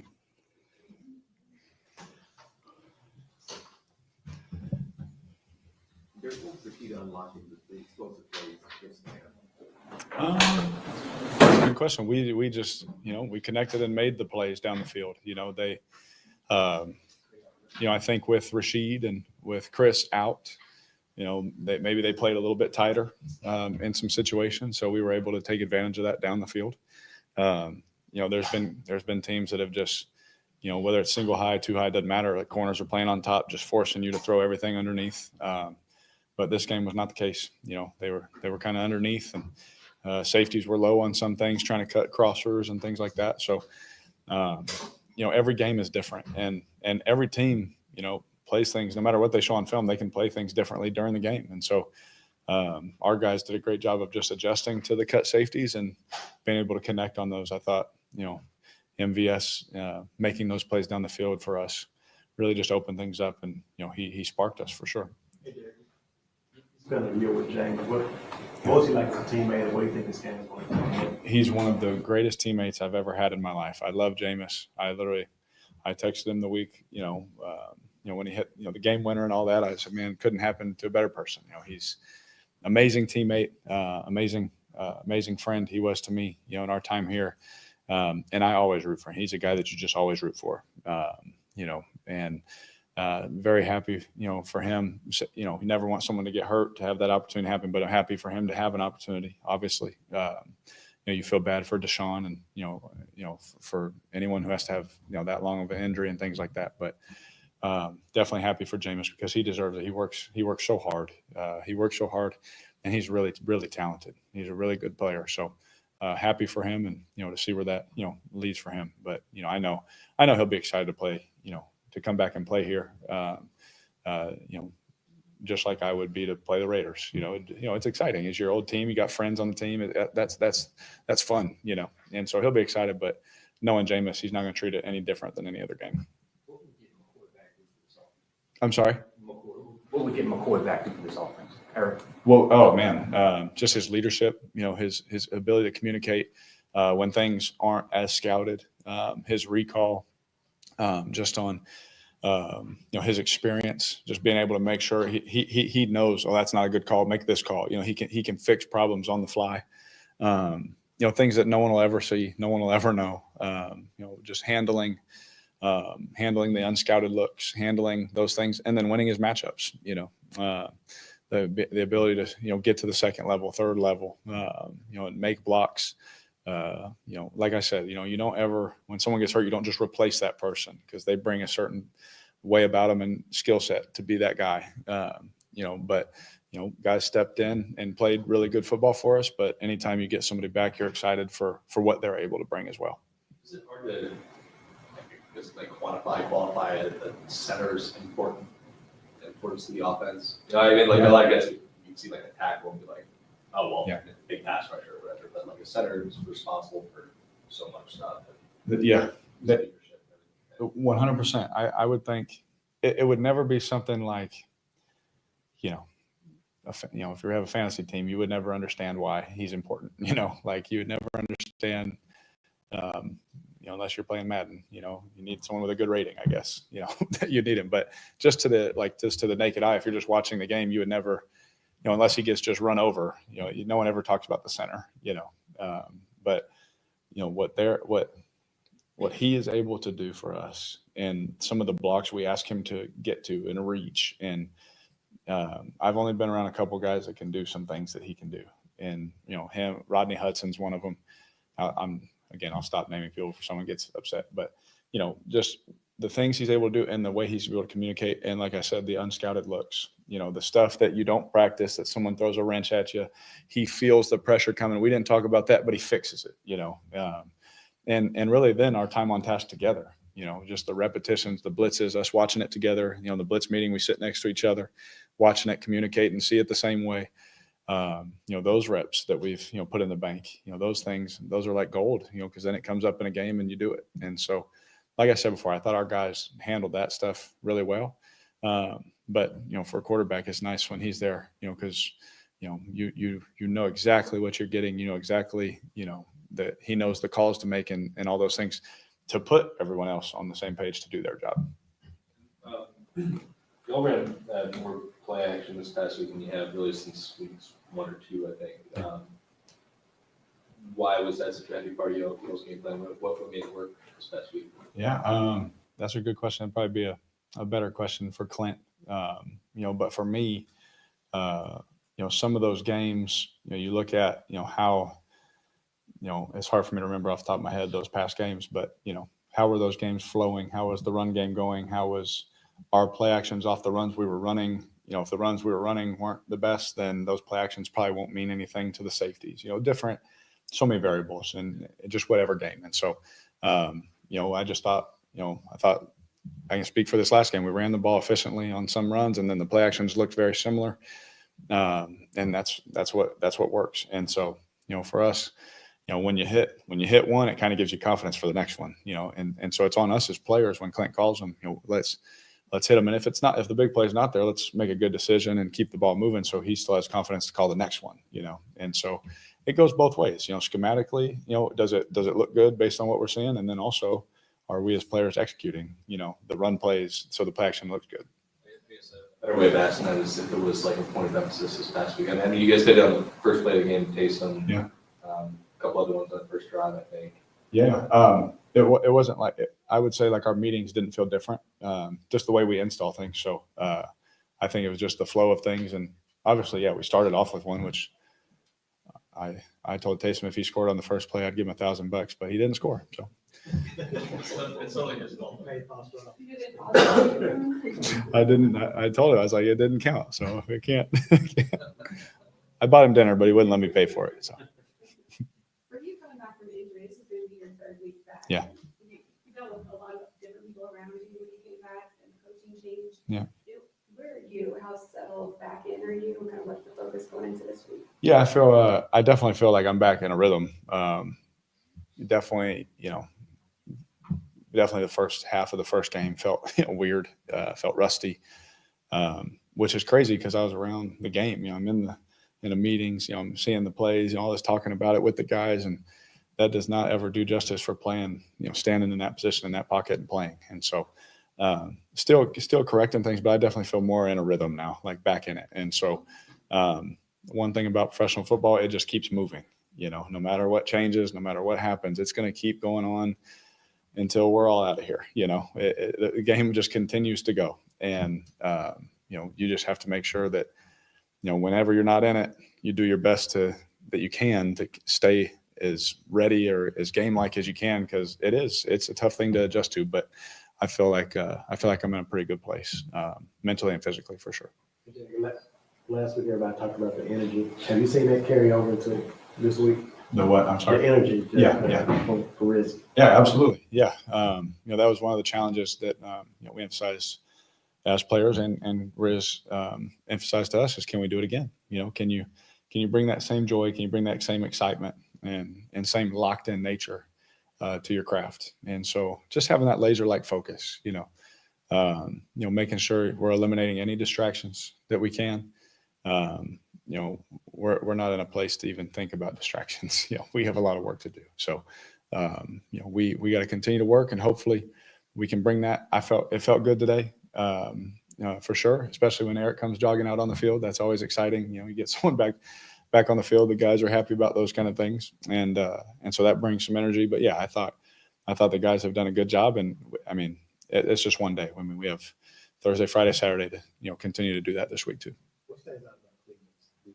Oh man, they play very fast, D-line, penetrating defensive line. They want to get up the field. They want to get to the quarterback, stop the run, create negative plays. They want to create negative linebackers and safeties, good tacklers, corners, really good players. This is a really good defense that we're about to play, and so our work is cut out for us for sure.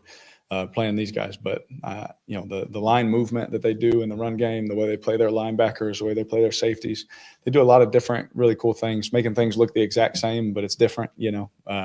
Coach Gruden always taught me that one. When they defenses try and make things look the exact same, then at the snap it's different. And so they do a really good job of that. But they're an impressive group to watch. You watch them, they run to the football, they fly around, they hit, they're hunting the football, and they're uberly talented, across the board. They got guys that have played a lot of football and a lot of football at a high level. And so we definitely have our work cut out for us. But when you watch the film, they jump out at you that they're a really good unit. So we got to be on our stuff. You got to be ready for anything, everything. And then, 95 is one of the best players in the world. I've played against him a few times, and I just have the utmost respect for him. Whenever you get to play against a player like that, him and, they have multiple, but, he, up front, he runs the show, and, you watch him play, and you admire it, you honor it, you respect it. And then you get excited about competing against him, because a guy like that, he'll be a Hall of Famer. Those are the matchups, you look forward to going against, because someday your kids will be like, man, you played against him? And yes, those will be cool things. A lot of players over the last week have just talked about how they all feel like they have a personal relationship with Darren Rizzi. Mm-hmm. Was that kind of your experience in getting to know him over the last few years? And if so, how has he gone about cultivating relationships with everyone when he might not necessarily work with them? Yeah. He does a good job. We always say it blows my mind that special teams coaches aren't more head coaches. You let your offense and defensive guys do their thing, but they always have a great command of the room. They always have great relationships with all the players because they're always in front of the team.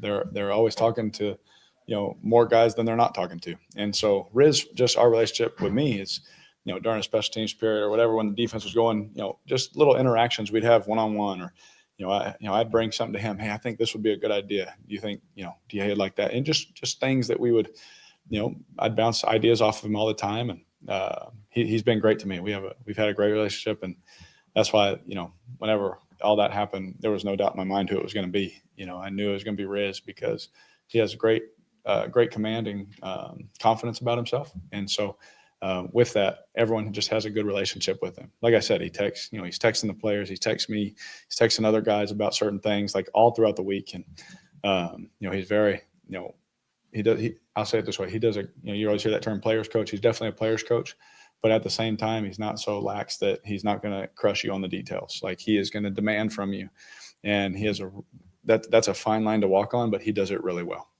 How did you two interact during the game? I guess how did that go in regards to him preaching accountability and attention to detail and things like that? Yeah, he was great. And most of the time, my experience as head coach is just let the quarterback be on game day. Gruden would give me a look every now and then, and things like that. But his communication, he had just come over, hey, great job, keep it going. If he had something, he'd just tell me real quick, hey, this, cool. Situationally, obviously, what I kind of knew what DA's philosophies were in certain situations, but hey, are we going for this? If it's 3rd and 12, am I trying to get the whole thing, or am I okay to check one down because we're going to go for it on 4th and 2? That, all that stuff matters, in your decision making. So just learning his philosophies and things like that. But he was great at communicating those things. Just it seems like you've had upheaval at different times at every position group, but with Chris and Sheet out, how are you trying to? Would you say you're trying to kind of bridge the experience and a chemistry gap with all the young guys in the receiver corps that are having to do stuff now? Yeah, I just it starts with my relationship with Coach Dub. I've known him since I was a teenager, and he knows me probably better than anybody in this building. And my trust in him and what he's telling those guys, and the mindset and the way that they're going to play, allows me to have the confidence to tell these guys, hey, they might not have the most experience, but hey, I'm going to rip this thing across the middle. You need to be there, and I have trust that he's going to have them there, and they're putting the work in to be there, and they're proving it. And so, I told Dub, I promised him at the beginning of the year, I said, I'm just going to keep throwing that thing no matter what. I didn't know all these injuries were going to happen and, things like that. But, last week, we get MVS on the first one, we get him on the second one, then he has the second touchdown. And I looked at Dub, I said, I told you. And he started laughing. I was like, whoever you put out there, I was like, we're not in a position to be careful. Like, we have to just keep playing. We have to do our best to win these football games. And, maybe it's not the ideal matchup right now. Maybe it's not this or that, but what an opportunity for these guys to make it the ideal matchup. And so my confidence in those guys is sky high, and I'm going to keep giving them opportunities, to make plays for us and our football team. Because I believe that, when we're aggressive and we can do those things, it gives us our best chance to win. Play action Carr, man. Play action Carr. Some veteran players have actually come up to him and asked, hey, we should give this guy a chance. What is it about Kevin that kind of has endeared himself in that way?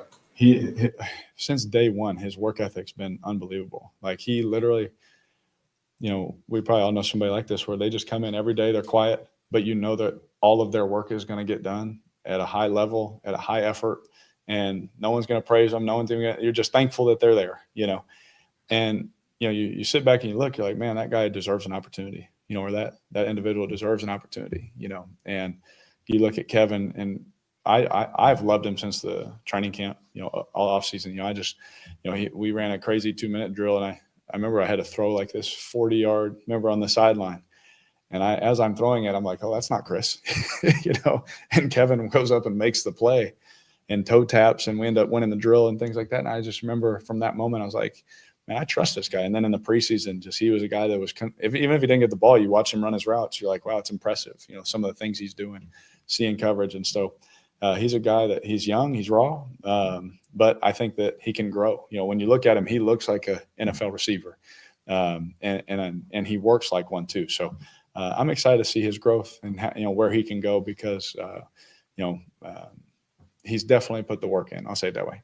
There was a big microscope on Trevor Penning coming in the year. Yeah. A lot of questions about him. How have you seen him handle that, navigate that into the season?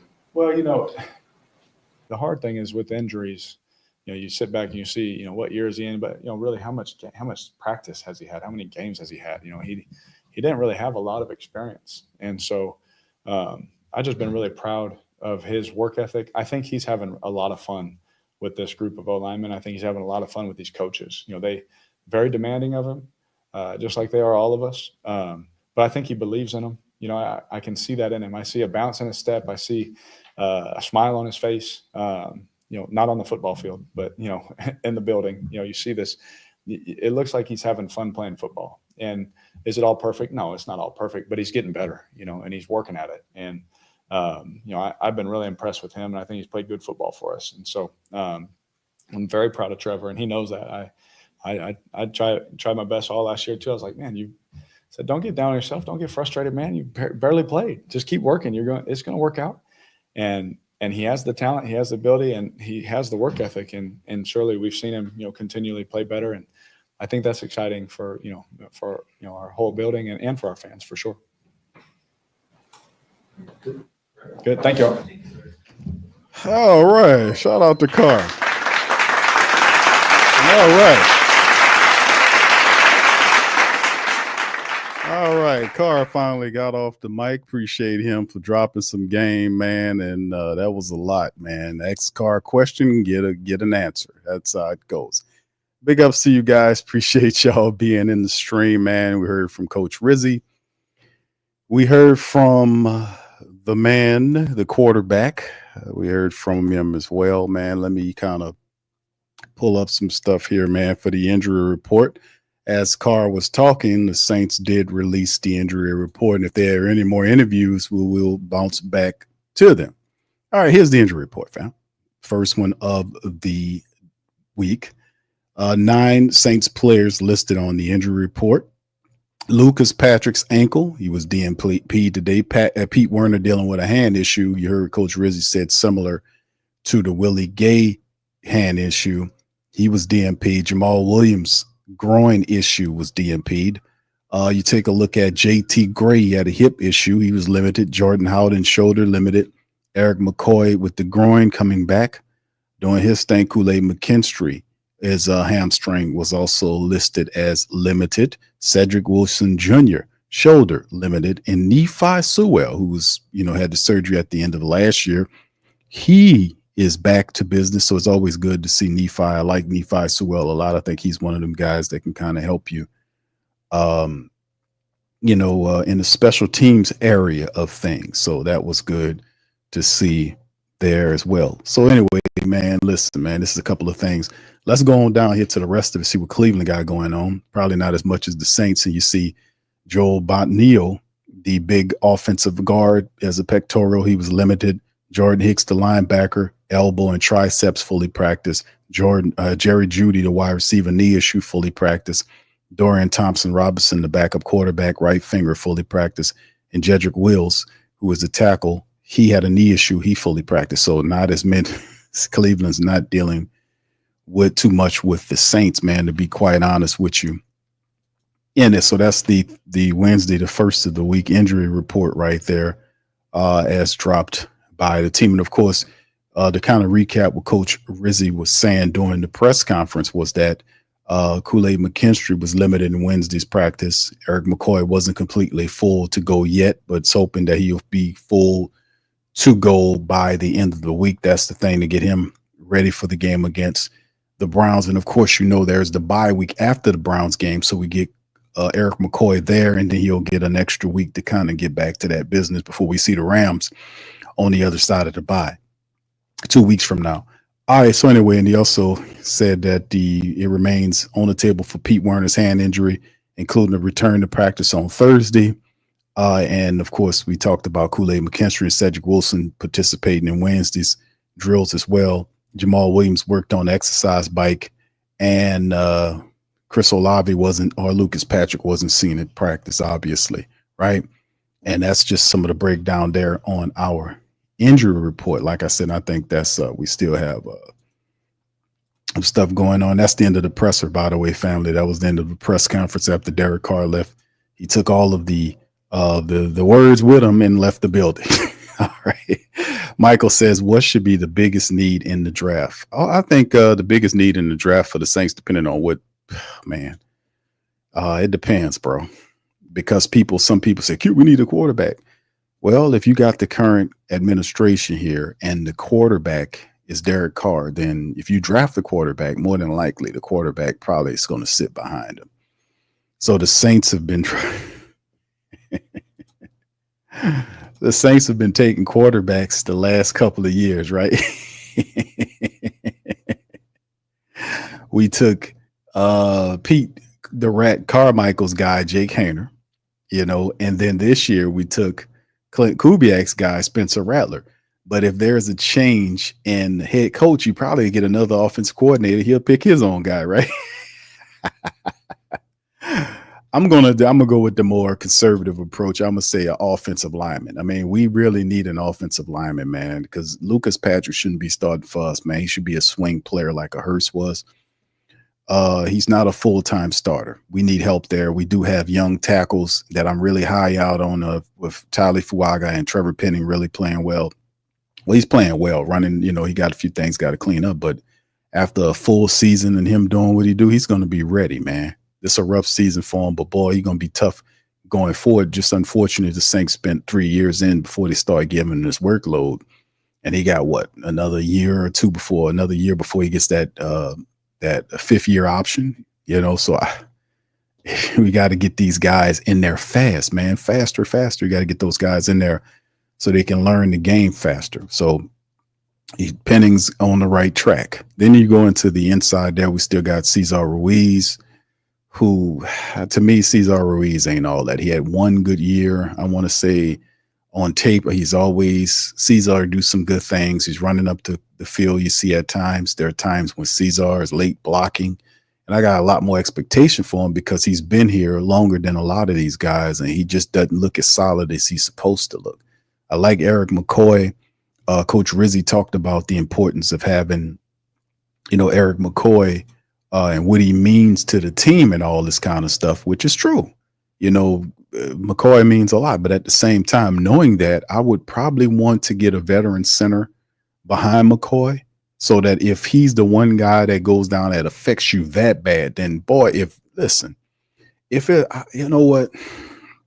maybe I'm mistaken, right? Maybe I'm mistaken about the Saints. And I know a lot of other teams understand that, yeah, to lose, like if you lose a quarterback or a top wide receiver or something like that, that's why a lot of the offense is supposed to flow. You know, you get other guys involved in the system. Now you got options ones, you got option two, option three, that kind of stuff where you flow your offense through. But what if those guys aren't there? How are you going to move the ball then? Go to the second option. What if the second options are there? Like if you look at the Saints offense, you look at Alvin Kamara as the first option, Chris Olave is the second option. Third guy would more than likely be a Rashid Shaheed, and then it goes down and down and down. But you got to be able to, when guys get hurt, they're not going to be a Chris Olave, but still in all, you got to be able to get guys in there and take advantage of what they do the most. I'm not asking Mason Tipton to be Rashid Shaheed. I'm asking Mason Tipton to be the deep ball wide receiver that stretch out the defense. That's what I'm asking Mason Tipton to do. I can't ask him to do nothing more than that. And that's what we are supposed to do. But if you're running a football team and you got players that get on the field, every last one of those players have the potentiality to be hurt. And if that is indeed the case, then I must then have to prepare in such a manner that if McCoy is that goddamn important to my offense, that whoever the damn backup safety is, he has to be ready if something happens to McCoy. The problem with the Saints, and see, they do this shit. They think, they talk about injuries and players missing, but hold on, bro. A coach, a real good coach, or anybody knows that's what depth charts are there for. You're supposed to be able to put a guy there to absorb as much as you can. The Saints did not have a backup center. They didn't have a veteran backup center because usually if you have that guy there, then that guy would be practicing with the second team, learning the same shit that McCoy learning. Now it'll be a drop off in talent because the backup center won't be as good as McCoy is. We understand that, but to know what he's supposed to do, that's what that guy getting paid to do.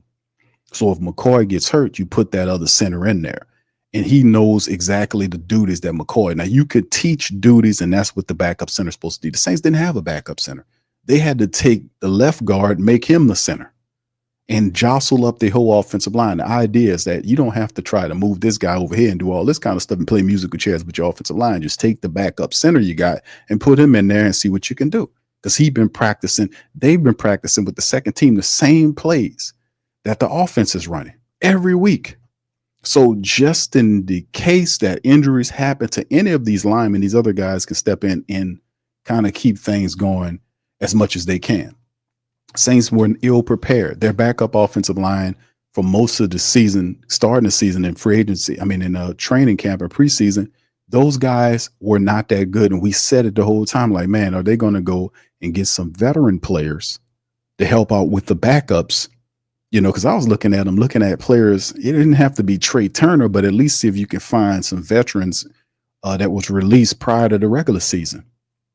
Could we find some of those guys and add them in there? But we stuck with these unproven guys, and it showed to be very difficult. Ali Udo, who just stinks. And then we had to get McGovern from the Jets. That was several weeks after the fact. We had to get him, put him in there. And McGovern did a pretty solid job. But they got McGovern after Shane Lemieux got hurt again. And Lemieux can't be counted on, hence the nickname, a.k.a. Lemieux Le Pew. Like Pepe Le Pew, he cannot be counted on. He got a upsetting injury history. We put him in there. He gets hurt. He disappears. You get McGovern from the practice squad. McGovern should have been here over Le Pew. Put Le Pew on the practice squad where he belongs. Let McGovern, who has all his veteran experience, let him be there.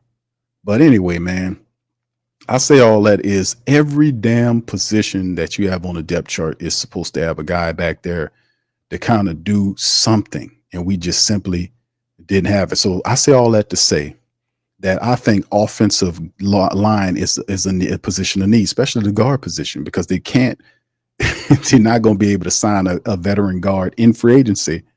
You got Nick Seldeveri there, and based on what I've seen by Nick Seldeveri, I am very cautious about Nick Seldeveri. All he can do is hold a backup guard position for me right now. I'm very shaky on Nick Seldeveri. He's another dude that can't stay healthy. So if I'm the Saints, I'm looking at improving my lines, man. I'm looking at improving these lines. We need to improve this offensive line. We need to improve this defensive line. We really do. If you don't have no line, you don't have nothing, man. And the Saints struggle to set up running plays. Elvin got to work way too hard to run the ball.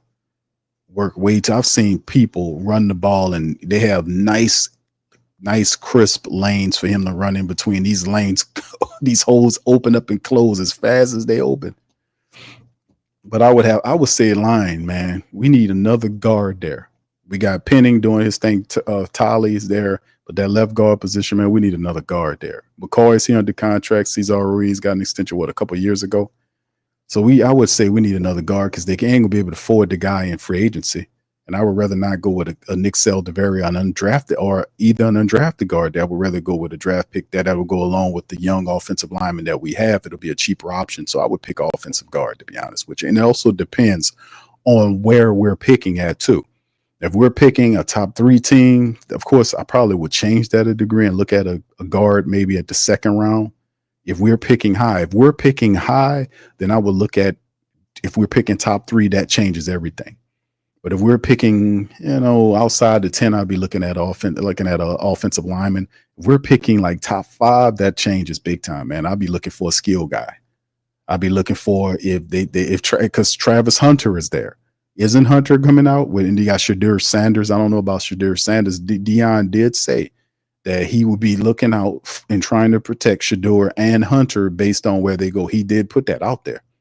So if you don't like the team that's drafting them, they're not going to you. So that those guys come with some kind of asterisk. So remember that Deion said that he don't want them going to just anybody. So I'm just throwing that out there, man. I know what Deion Sanders wants Shadur Sanders to go. I know where he wants him to go. So he'll be involved in that process some kind of way. So y'all just watch out for that shit. All right. So anyway, big ups to you guys, man. All right. Thank you, Michael. Also, thank you for the super chat. Thank you. You're fuck too kind. Thank you, bro. All right. Big ups to the rest of y'all for being in the building, man. Let me go over this one, man. Yeah. Yeah, we got problems, man. That's why I was saying, but it'll change if we are a top 5 team. But like I said, this is very early right now. We still got 7-8 games left to go in the regular season. And Saints 3-7. It's a winnable game against the Browns, but once again, you gotta come prepared. But we just wasn't prepared, like depth chart wise, and it's just a lot of things, and you see it all change with Rizzi. Rizzi's moving around. He's got the pulse of the team. He know what the team needs. Keep talking. A lot of these ideas are not just Rizzi. Rizzi's getting ideas. He's getting communicated to from his offensive line coach, his wide receiver coach, his QB coach, his offensive coordinator, his defensive coordinator, his linebackers coach, his secondary coach, his DB. All these guys are communicating to him about what they need. They're telling them, and this is what some of the changes that they were making, that they made how didn't the previous guy make it? Because he was too stupid and negligent in his duties, believing he knew what it took to get there. Plus, he felt like he was untouchable. Well, we see what happened to people who think they're untouchable, huh? Man, this is a league driven by the people, and if the people want you gone, they hold their money, boy, they will put your ass in the street or demote you. Loomis is learning that right now. That the people, she listened to the people over him. That's why his ass is chapped and he upset right now, is because Gail listened to you over him. He wanted to keep that guy. So like I said, man, that's big, man. That's big. That's a breakage in trust, and that's big. That means you got more power than he to run who he think is his team. Think about that for a second. And that's the message we wanted to send there, because if you don't do what we want you to do, we'll shut you down, man. Few people that'll still go there, but the great bulk of the people, they'll see that money fall fast, and they not about having that. None of them guys cost that much money for me to lose the kind of money that the family members getting, and you're failing and losing. There's no excuse. Anyway, shout out to you guys. All right, Ben on B says the cornerback from Michigan is tough, fundamentally sound, no noise comes with him. All right, thank you, brother. One Smoke says Tipton nothing more than a practice squad player. Can't believe he got denied over A.T. Perry. I did not like that call, by the way. The thing is, too, like you got Mason Tipton was performing in preseason, right? He kind of, kind of won over Clint Kubiak. Clint Kubiak liked Mason Tipton a lot. He comes from Yale. Very productive player last year, has a higher upside. Mason runs decent routes. He's a deep threat. And if the Saints are not using him completely to take, he got 4.3 something speed for. He's very quick, not as fast as Rashid Shaheed, obviously, but he has a degree of speed. The A.T. Perry move was concerning because the Saints need wide receiver help right now.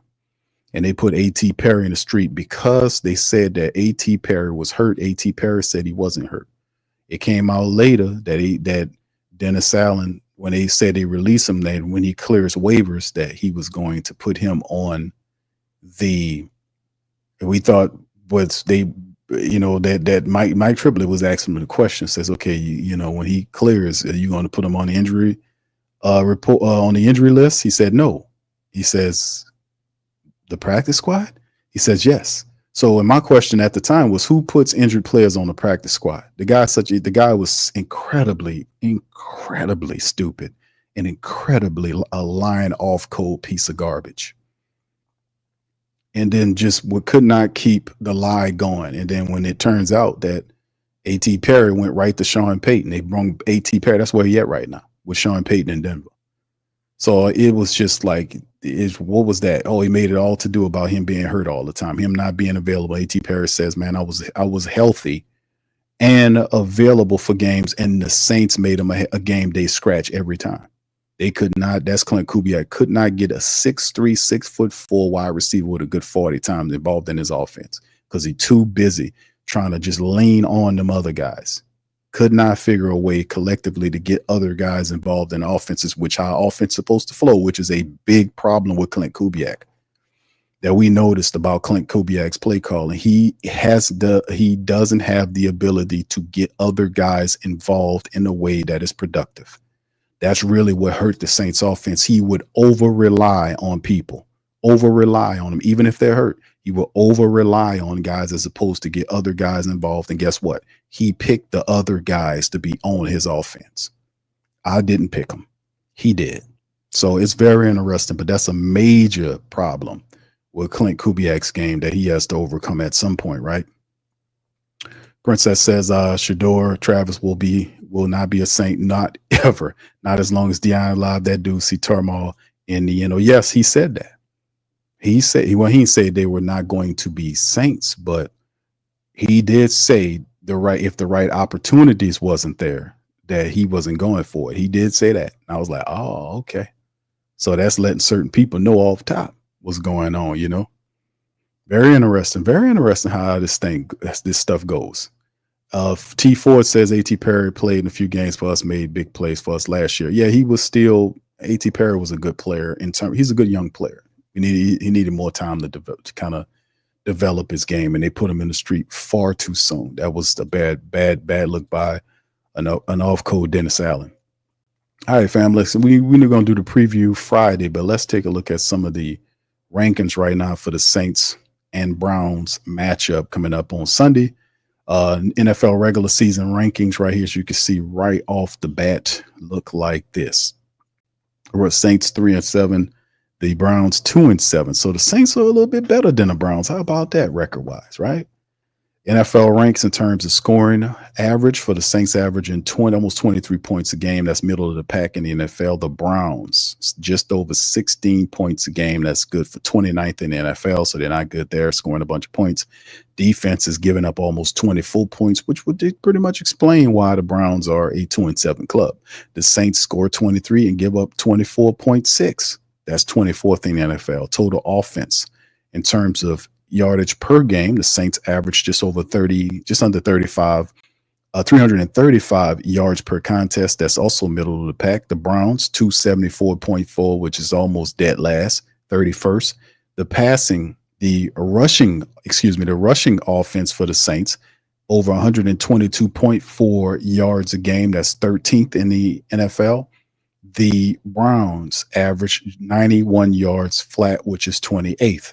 The passing attack through the air, Saints 212.4, the middle of the pack, versus the Browns 183.4, which is 28th. So the rankings is basically showing you an ineffective Cleveland Brown offense. But how much of that is under Jameis?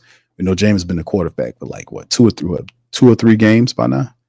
So a lot of the statistics that we're seeing is kind of marred by what we seen with Deshaun Watson. So be careful when you look at the Cleveland Browns stats, because Jameis is there. And if you know any offense that Jameis Winston is running, it will be an offense that does throw the ball downfield, stretch out, because that's what Jameis does. He's a gunslinger. He's going to get that ball out there.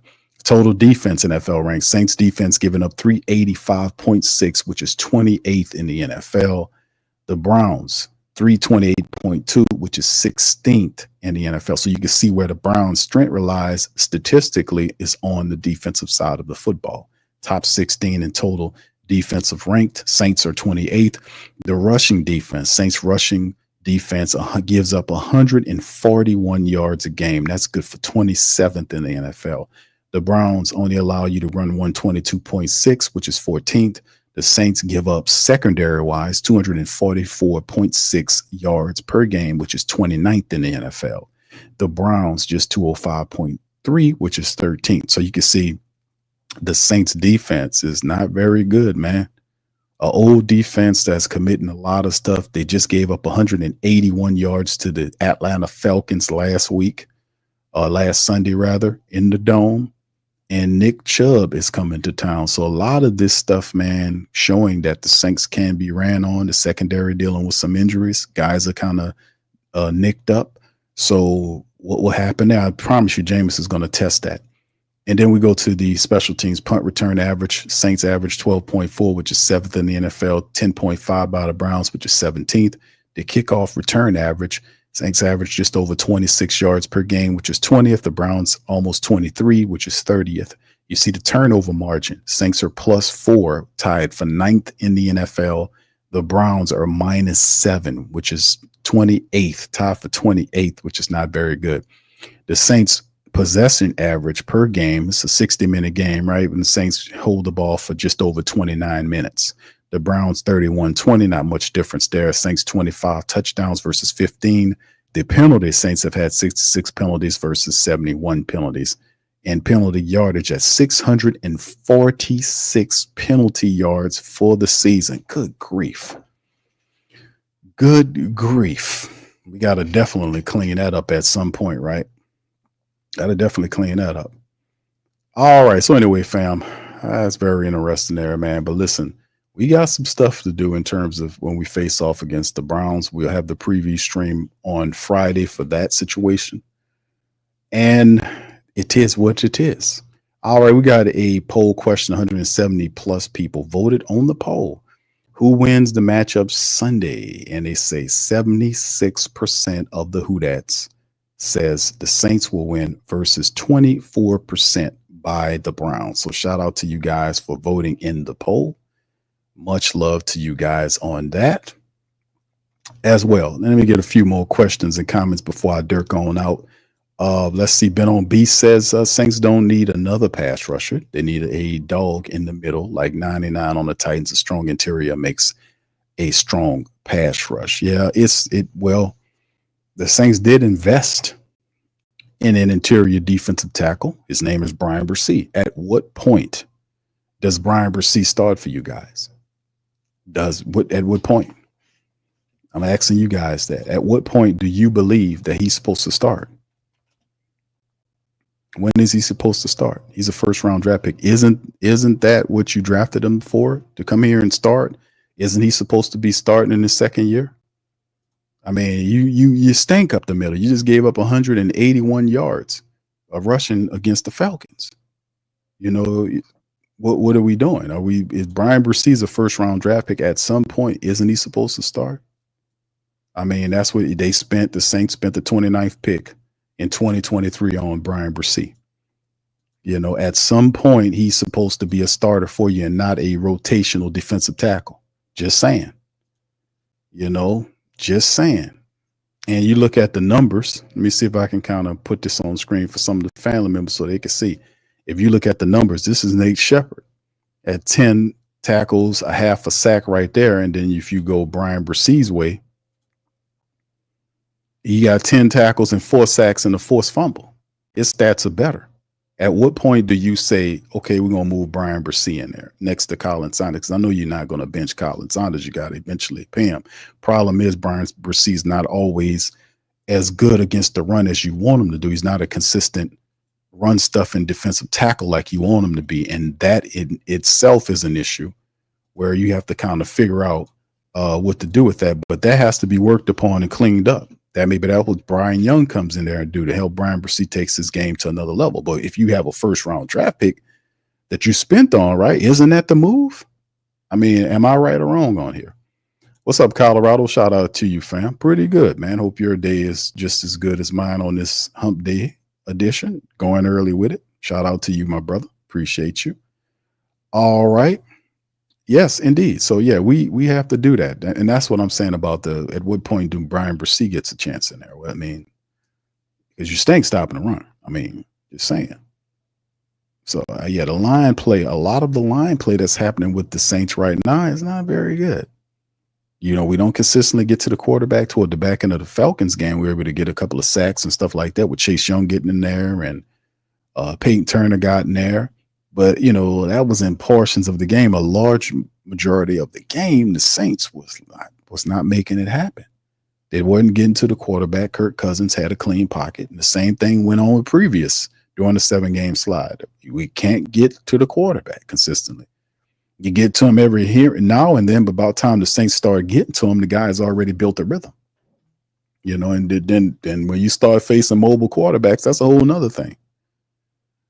Yes. All right. Jack says same thing to do is to start Bresee in year 4 when you decide to give him. Okay, I got you. I see what you did there. Jack says, Q, how do the Saints have a prototype D lineman with metric and they have Sanders starting? Yes.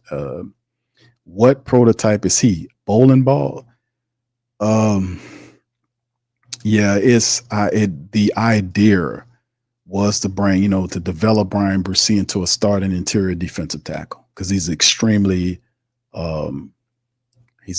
disruptive. So at some point you would want to say, okay, we're going to build him up, help him get his defending the run more consistently, then we'll roll him out there. But that has yet to happen. We're half of the second year of his career, and he's still a rotational defensive tackle.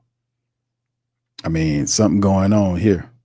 I mean, he would definitely bring more speed to the line, but it just at some point you're looking at the Saints defensive line like, man, try something, do something different, shake it up. Brother Damon, what's happening, bro? Say, hey, Q still can't stop the run, and Nick Chubb is coming, and you got a dog and Myles Garrett coming, and I believe Jameis has a wonderful game with Njoku. I believe the Saints lose this game. It's not out of the realm of possibility because you do present, and I've said this early in the stream, this team presents you with several different issues. You mentioned a lot of them in this comment. The Saints have issues with the mobile QB threat in which Njoku is. The Saints have issues stopping the running of the ball, especially with a powerful north-south running back thumper like Chubb. The Saints secondary is dinged up, and the secondary period and the defense overall is a bottom 5 defense, and they play like it. They played better and more inspired last game, but still in all, it's a lot of breakdowns with the Saints. A lot of guys inexperienced there. So I mean, yeah, if Jameis attacks the secondary and gets the play action going, it could be tough for the Saints. And another thing is, can Derek Carr be able to kind of get the play action game? Can the Saints run the ball and get Clint Kubiak get the play action game going so Derek Carr can get in his play action mode so he could tack downfield? Because the Browns, like I showed you, the Browns, statistically speaking, the strength of their team is their defense. Myles Garrett is another whole nother thing to even talk about defensively.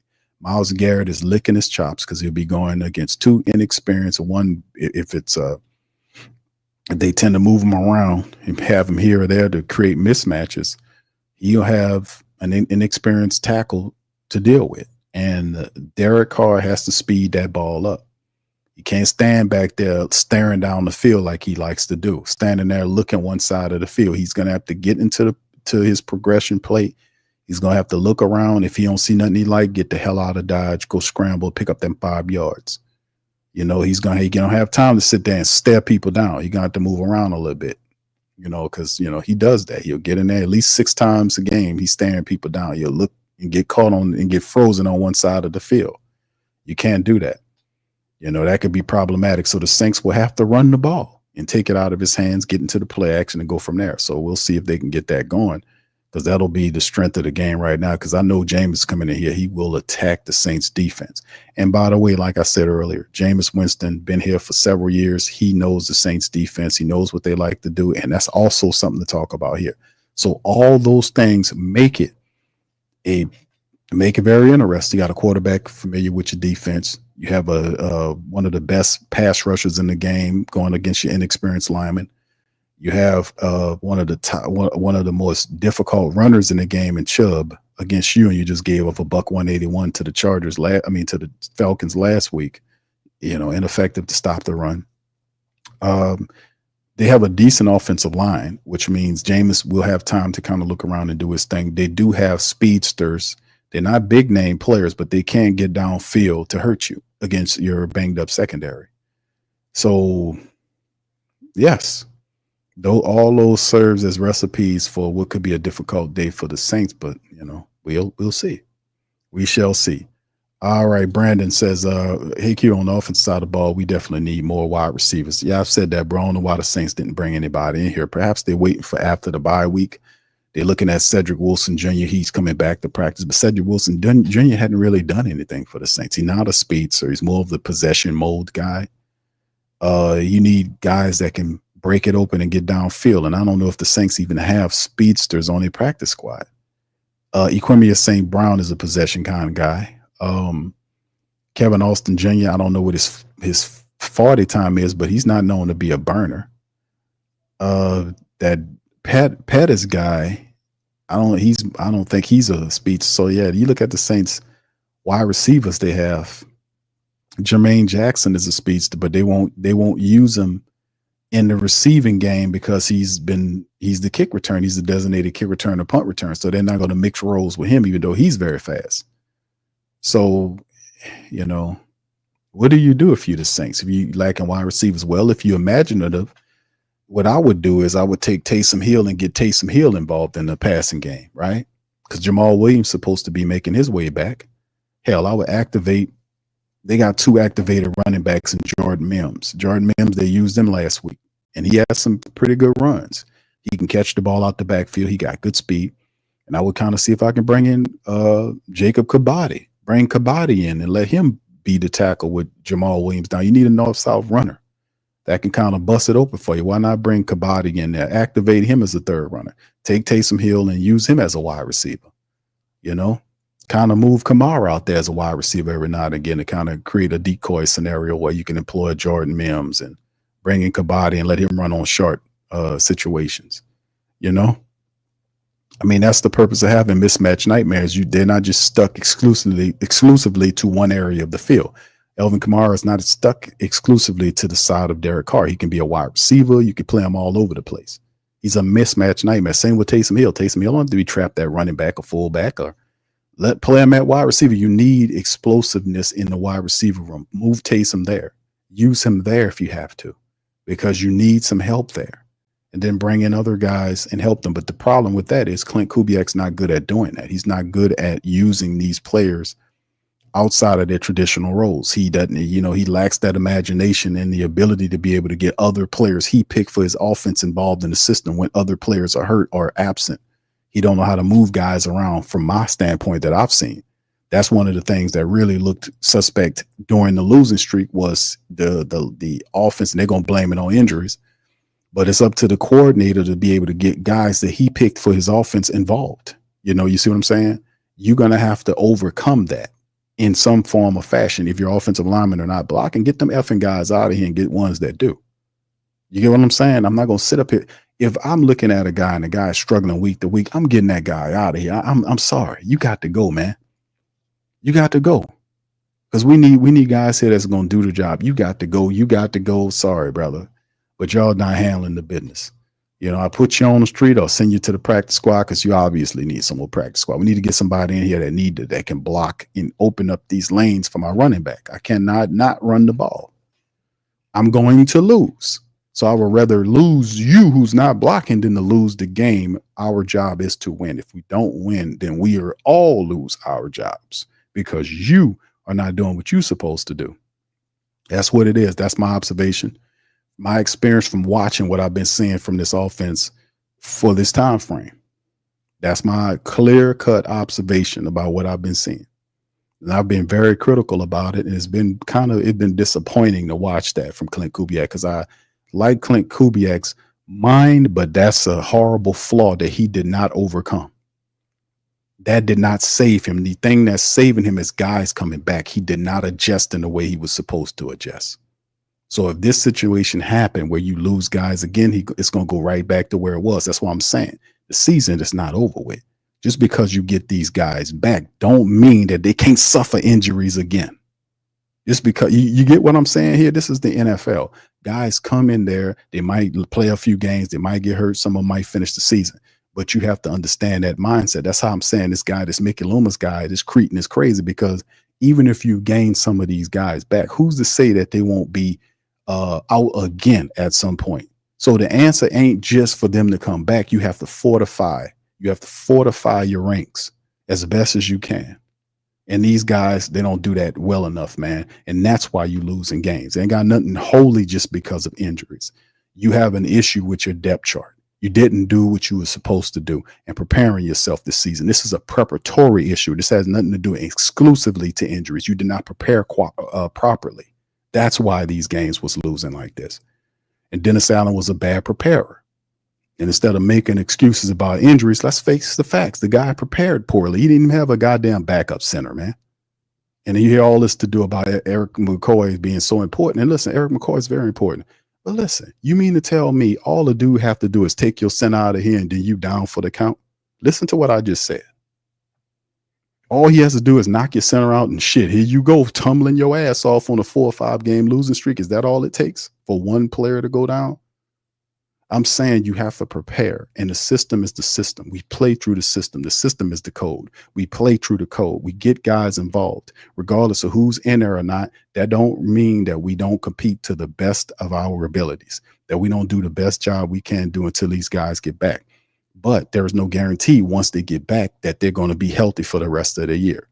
It's no guarantee on that. And then you'll be right back into the same situation you was prior to them getting hurt. Or right when they came back prior to the situation, them coming back from the injury.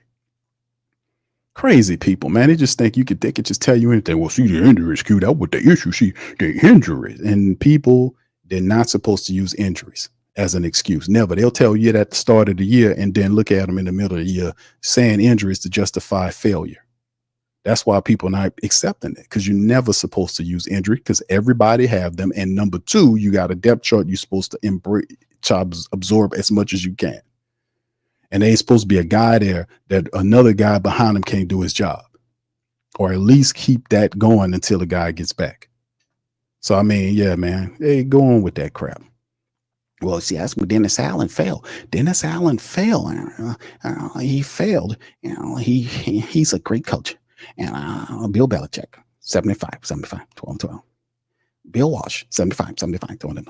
Now you can add Dennis Allen to the loser bracket, not Loomis, because he's not a great coach. He wasn't. His defense failed, and they stopped listening to him. There was a mutiny, and Gail listened to the people, and they threw his ass out of here. So he wasn't a great coach. Anyway, man, we in this thing, man. Shout out to you guys. Appreciate y'all being in the live, man. Big ups as well. Yeah, Desi says, I agree on Kubiak. Maybe he wasn't ready to be an OC. Yeah, the flaw.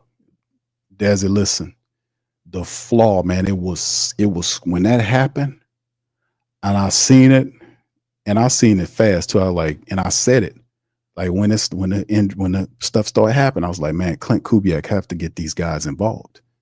He's over relying. I did it after the Philadelphia game when all this started happening. I said, fam, listen, go back and listen to it. I said, fam, listen, man, this guy is going to have to get other people involved because.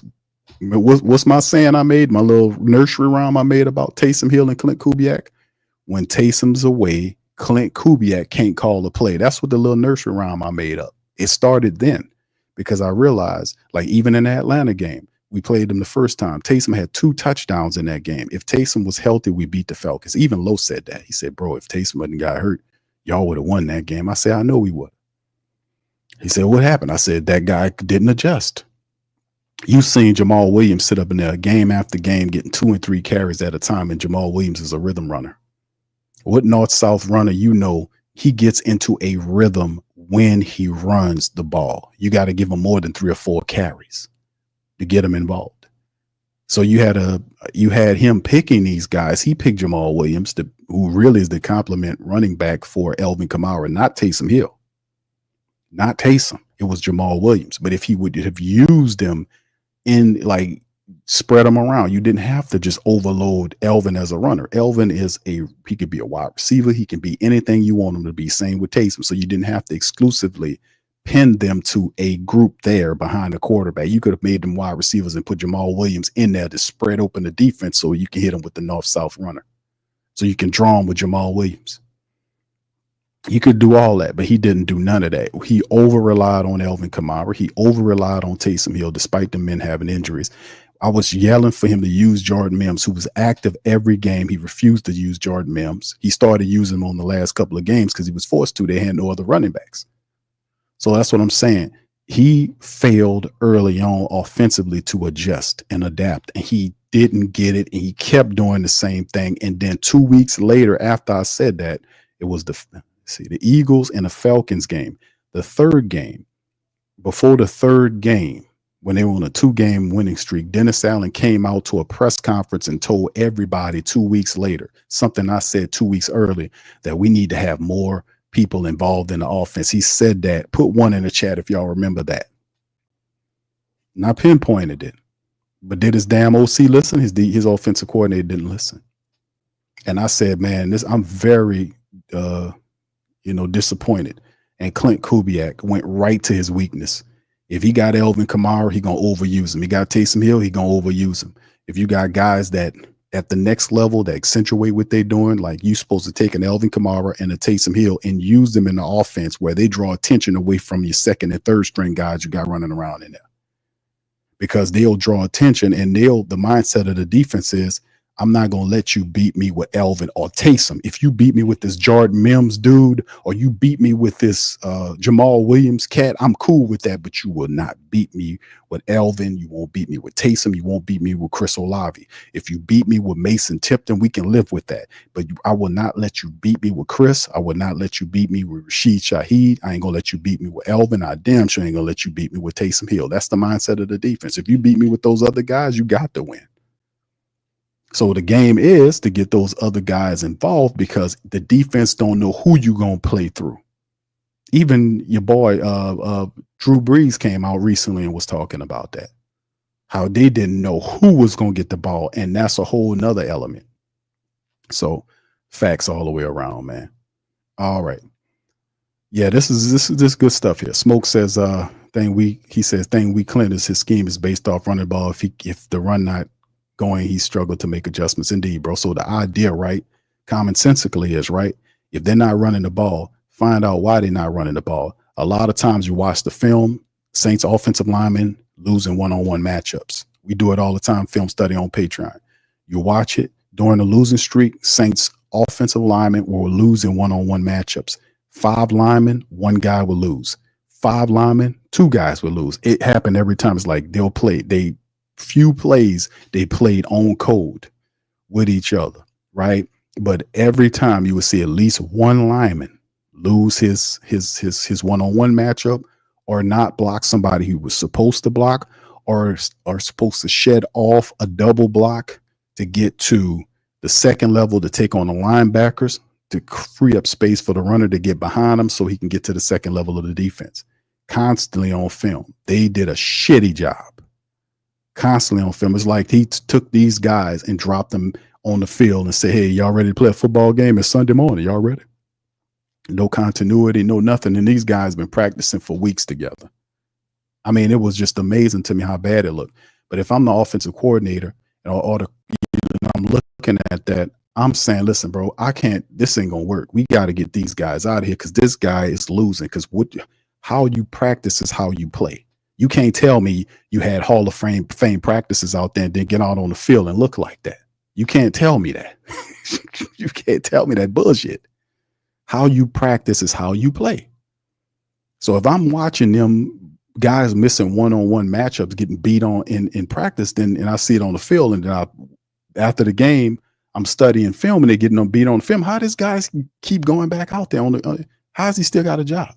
How is he starting Sunday? Why did I not go get somebody else? You know what I'm saying? Why I ain't go try somebody else from the practice squad? Why I ain't go get, you see what I'm saying? Why I ain't go bring a veteran in and say, listen, dude, we need you to do this. Can you do that? Can you block? Why I ain't do all of that? I'm just going to sit there and let them stink and me can't run and hope that they block. The hell with that, man. I'll put your ass in the street if I see that you getting beat like that because you're not ready to play. And I can't have that. It's too important. We have to run the ball. That's how important it is. Running the ball to Clint Kubiak is like breathing oxygen. And let me tell you something. If your nostrils is blocked, right? Both your nostrils is blocked and all of a sudden they got blocked and you couldn't breathe, you be tearing the goddamn walls, scratching the walls off and tearing up everything trying to breathe. Imagine your damn nostrils, bro. What you gonna do? You're gonna be doing everything, breathing through your mouth and everything. You're gonna be trying, what's going on? You're gonna try to get to the bottom of it. It's what the hell you gonna do. You're gonna get your ass to that doctor and find out what the hell going on. Breathing, that's what I'm talking about in terms, that's an extreme example to what I'm saying is oxygen for the running game for Clint Kubiak's offense is like oxygen to you. You must have it. There is no ifs, ands, or buts about it. And if you can't get linemen in there to block, I will continue to put you on the street and it will be a treadmill or a revolving door of linemen till I get to the right people. And if they don't, like, damn, there's a lot of people coming in. Well, we trying to find the right guys. That's what a general manager is supposed to do. Because sometimes you don't hit it. Sometimes you miss when you're swinging. You got to keep swinging. Sometimes you got to do that. Sometimes you got to keep trying until you get the right people in there. It happens. That's what a football team is. Some guys are not supposed to be there. And when you lost 7 straight, a lot of guys should have been put in the street, to be honest with you. Not just Dennis Allen, a lot of people were supposed to be put in the street because a lot of people stealing money. So anyway, I'm going to say that about it. Yeah, but he got the rest of the year to see if he can change it. Ryan Evers says, I told you in preseason that Vikings fan had said Kubiak's offense bogged down during the course of the game. That's right. Thank you for saying that, brother. Brandon says, tells you how bad the offense has been lately when Taysom misses games. He says supporters are wishing that he was out there to give a spark to the offense. Taysom is 34 and we can't rely on him forever. Indeed. But see, Taysom's so dynamic, but he's a part of the window, but he's so dynamic in what he does because he does what he do so well. You know, he catches the ball. He's incredibly difficult to bring down. He's fast. He's furious. He plays with that type of energy, but you got older players like that and need to be accentuated by younger players, which is the problem. You can't overuse a Taysom or an Alvin Kamara. You can't do that to them. You got to have play off of them sometimes, and then when it's time for them to make a play. But at the same time, you got to have young players out there like an A.T. Perry or some of these other guys when he was here anyway, to make plays for you. Because their job, the Stars' job, is to draw attention away from these backup guys, and these backup guys out there making catches. I told you over and over again, they're going to pay attention to the Stars before they pay attention to a Mason Tipton or any of these other guys. If they beat you with Mason Tipton, they'll shake your goddamn hand and say, you know what, the guy beat us. It's not a scouting report for these guys, is what I'm saying. Not in the depth when they're more concerned with Alvin Kamara, Taysom Hill, those guys, and knowing that you're supposed to be able to have game plans to get other guys involved to take the pressure off the Stars. That's what playing as a team is all about. And we've seen that before in past renditions of offenses. It didn't have to be Drew Brees. We've seen the Saints flow their offenses through guys that wasn't the 1 and 2 options. It's just football. So it is what it is, fam. Yeah, Smoke says his run first. I think Kendrick would help the run game and get it going. We saw that what DA did to him. Yeah, we know off-code behaviors is what it is. But like I said, the guy got to be able to run the ball, man, and that's a big part of the game. Axe says Saints haven't had a real draft since 2017 class. Yeah, and we'll see what they do, man. It's a lot of stuff. So this is all facts we talking, fam. It's all facts. All right. So anyway, with that being said, fam, listen, I hope y'all enjoyed this early broadcast today. I know I did. I had some extra time, fam. And it fit what I had going on because a later broadcast would have mean a shorter show. And the fact that the Pels play tonight for 6:30, and I'm gonna be checking that out. Pelican post-game report on for later on for my Pelican people out there. That's on PPR Pelican post-game report channel on YouTube. You can be able to check that out for my Pel faithful. But yeah, in the end, man, I enjoyed the stream. Hope y'all had some fun today. I know I surprised y'all. Yeah. We OG says he happy. Yeah, man. I kind of surprised OG. OG said, Q, you early today. Oh yeah, man. I'll surprise you every now and again. Yeah. Thank you, brother. Brandon says Loomis doesn't care about winning because he lets the losing streak last too long. If Allen was still there, we might still be on a losing streak. Well, you probably would have been on. You'd have definitely lost to Atlanta. You'd have definitely lost to Atlanta, no doubt about it. You lost to Carolina. It wouldn't have been Atlanta. So, yeah, you probably right. It would have been an 8-game losing streak. Then he would have got fired because the pressure would have been too great. They should have fired him early, but that's making Loomis with no vision. See, the mere fact that he tried to hold on to him is the fact that they understanding, the whole situation with his contract, and that doesn't affect the Saints salary cap. But from a philosophy standpoint, they really didn't want to come up off that money. But like I said, you guys, and I said this before they did it, and a lot of people, some of the reporters were saying, I don't see it happening. And I was telling y'all, listen, the shit ain't going to fly. It's not going to fly. We ain't going for that. This is a new day and time. Well, as proof positive what you seen, wasn't it? They put that fool in the street. And I told y'all they was going to put him in the stress that they're going to fire this clown. 7, you cannot survive a 7-game losing streak. I said it at the end of the loss to the Carolina Panthers. I said they should put him in the street. There's none of that going on. I went on a PNP camp. Shout out to Dave and Shad. I went on their camp. He says, Q, should his card key work? I said, no, it probably ain't gonna work, but we know Dennis, Mickey Loomis doesn't want to fire him, and the man is on a 7-game losing streak. Gail stepped up and fired the dude.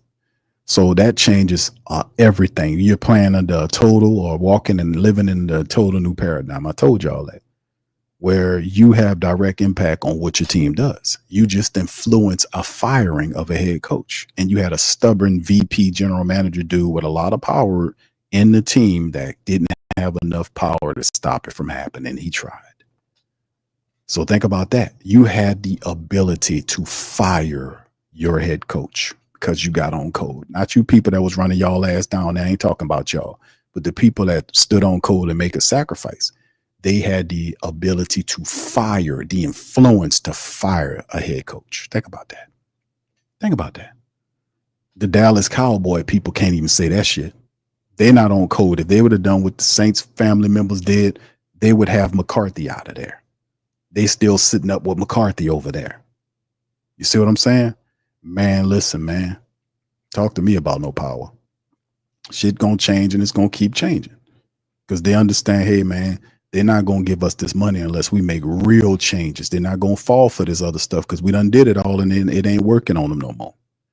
The propaganda don't work on you no more. The energy's out there. It's a truth energy. It's pulling all the lies, the veiling, and all of the garbage that comes along with programming, trying to brainwash you and lie. That's what this marketing is. It comes from Bernays. Edward Bernays, the dude that created propaganda for Madison, what they call it, for Madison Ave, for all these commercials. That's what they use, his stuff. And it's basically marketing. They call it marketing, but it's basically brainwashing you to buy products. They used to have laws against this, but they peeled all that stuff away under Obama where they could be able to do this weird stuff on TV. So you got all this stuff is full blown to people. So you seeing people going through stuff right now and they don't understand that they're using technology, brainwashing, repetition, subliminal messaging. Y'all need to research all this stuff, man. Research what I'm telling you. I'm not just sitting here making this shit up, but that's what I'm saying. That's not working no more. These little parlor games and all this other stuff, because you got to learn how to reprogram your mind from the trash, the tripe, the garbage from a disempowering standpoint and be empowered, because the system makes you believe that they want to lead you and they have your best interest when they don't. Same old shit all over again. Same old shit. But when the people rise up, they get scared. That's an example, a small example, but nonetheless a big example of taking your power and letting them know, hey, man, I know what my power is. I know without my energy, my money, and us being the guts, the heart and soul of the Saints organization, that none of them guys would be down there collecting no check if you didn't give it to them. It all comes from you. You are the top of it, and I'm telling you to embrace your power and walk with that example and use that throughout your life and watch how things change. Watch how it changes. None of this cheap these parlor tricks is going to work anymore. And that's why a lot of people are depressed, because they're realizing a depressed person or oppressed or suppressed would then indicate that it's some type of pressure that you're not in control of that's limiting your options. Because most of the times you'll see that a lot of people are depressed because they feel like the options are limited in many cases, which will create like you in a box type situation where you're trapped.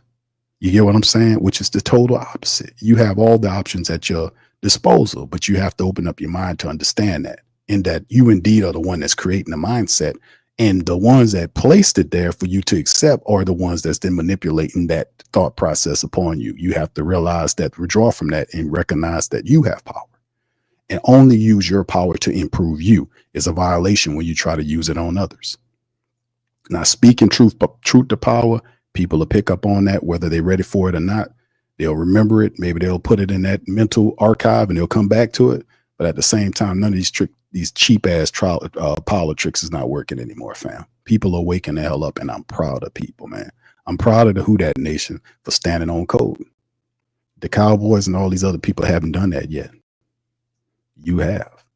So anyway, with that being said, man, listen, I'm gonna get out on that. I appreciate you guys. Much love to you guys. I'm gonna holler at y'all on the next stream. I'll be back on Thursday, and we'll go over all of that stuff, man. We'll talk about the latest Thursday injury report. We'll talk about the latest. We'll cover the pressers and anything going on our Thursday stream. Friday, we'll do the preview of the Saints and Browns matchup. And man, we got to get this dub, get back to 500, right? The first thing they got to do is win one game at a time to try to get back at 500. That's a long way to go. So we got some time on our hands. But anyway, with that being said, y'all support the sponsors. Check out the sponsors: Mint Mobile, Tiege, Hanley, Bet Online. They sponsor the Sports Coma, the PRO Media Network. Check out their products and services. The links are in the description section below. Check out our merch stuff. It helps the platform. Also, you can feel free to join our Patreon, our YouTube channel, to continue this great message going forward. And we'll holler at you on the next one. Much love. Peace to y'all. Y'all have a wonderful afternoon. Yeah. Boogie like Benson, I'm a who that. I'm a who that. Long as I'm living, I'm a who that. Lose or winning, I'm a who that. Sports Coma, yeah, this is where we do that. Where we do that, where we do that, where we do that, where we do that, where we do that. Boogie like Benson, I'm a who that. I'm a who that. Sports Coma, this is where we do that. Where we do that. Welcome, welcome, welcome. Somebody please better help. Running this thing like Elf. Thank God every day I'm not a Falcon. Go to YouTube Live with Big Q and the guys. If you ain't ride or die, the bandwagon get flipped. Been marching in, that was way for the ring. I was yelling out your chain for the championship. Bucking on town, duck down.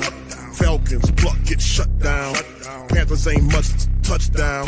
The vision really belong to us now. So much hate on the Saints, you could probably tell. Ever since Bounty Gate hit the NFL, when things seem fishy and you probably smell the crooked referees on Roger Goodell. Yeah, probably like this, and I'm a who that.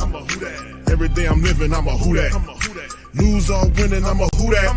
It's the Sports Coma, this is where we do that. Where we do that, where we do that, where we do that, where we do that, where we do that. Boogie like Benson, I'm a who that. It's the Sports Coma, this is where we do that. You're listening to the Sports Coma with Big Q and the guys on the PRO Media Network.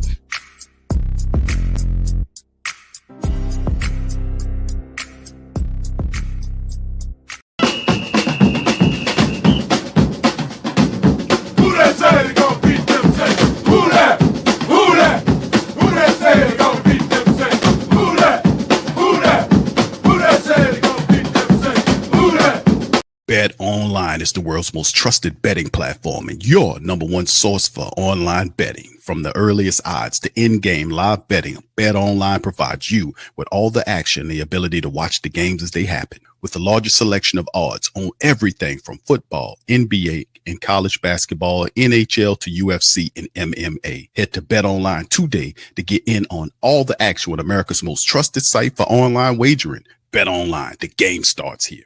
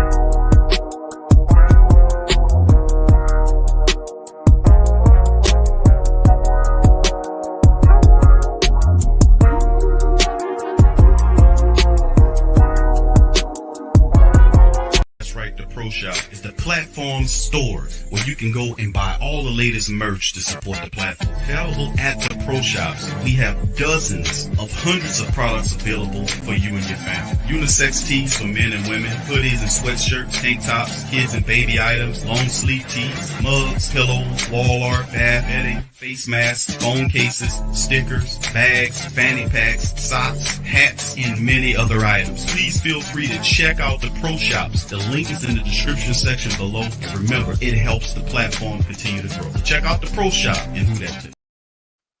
TheWhoThatDaily.com. That's right, TheWhoThatDaily.com. Your one-stop shop for everything New Orleans Saints, New Orleans Pelicans, LSU Tigers, even the top flight boxing news. So if you're a Who That and you're looking for a place to stay up on your team, WhoThatDaily.com is your site. TheWhoThatDaily.com for the sport Who That in all of us.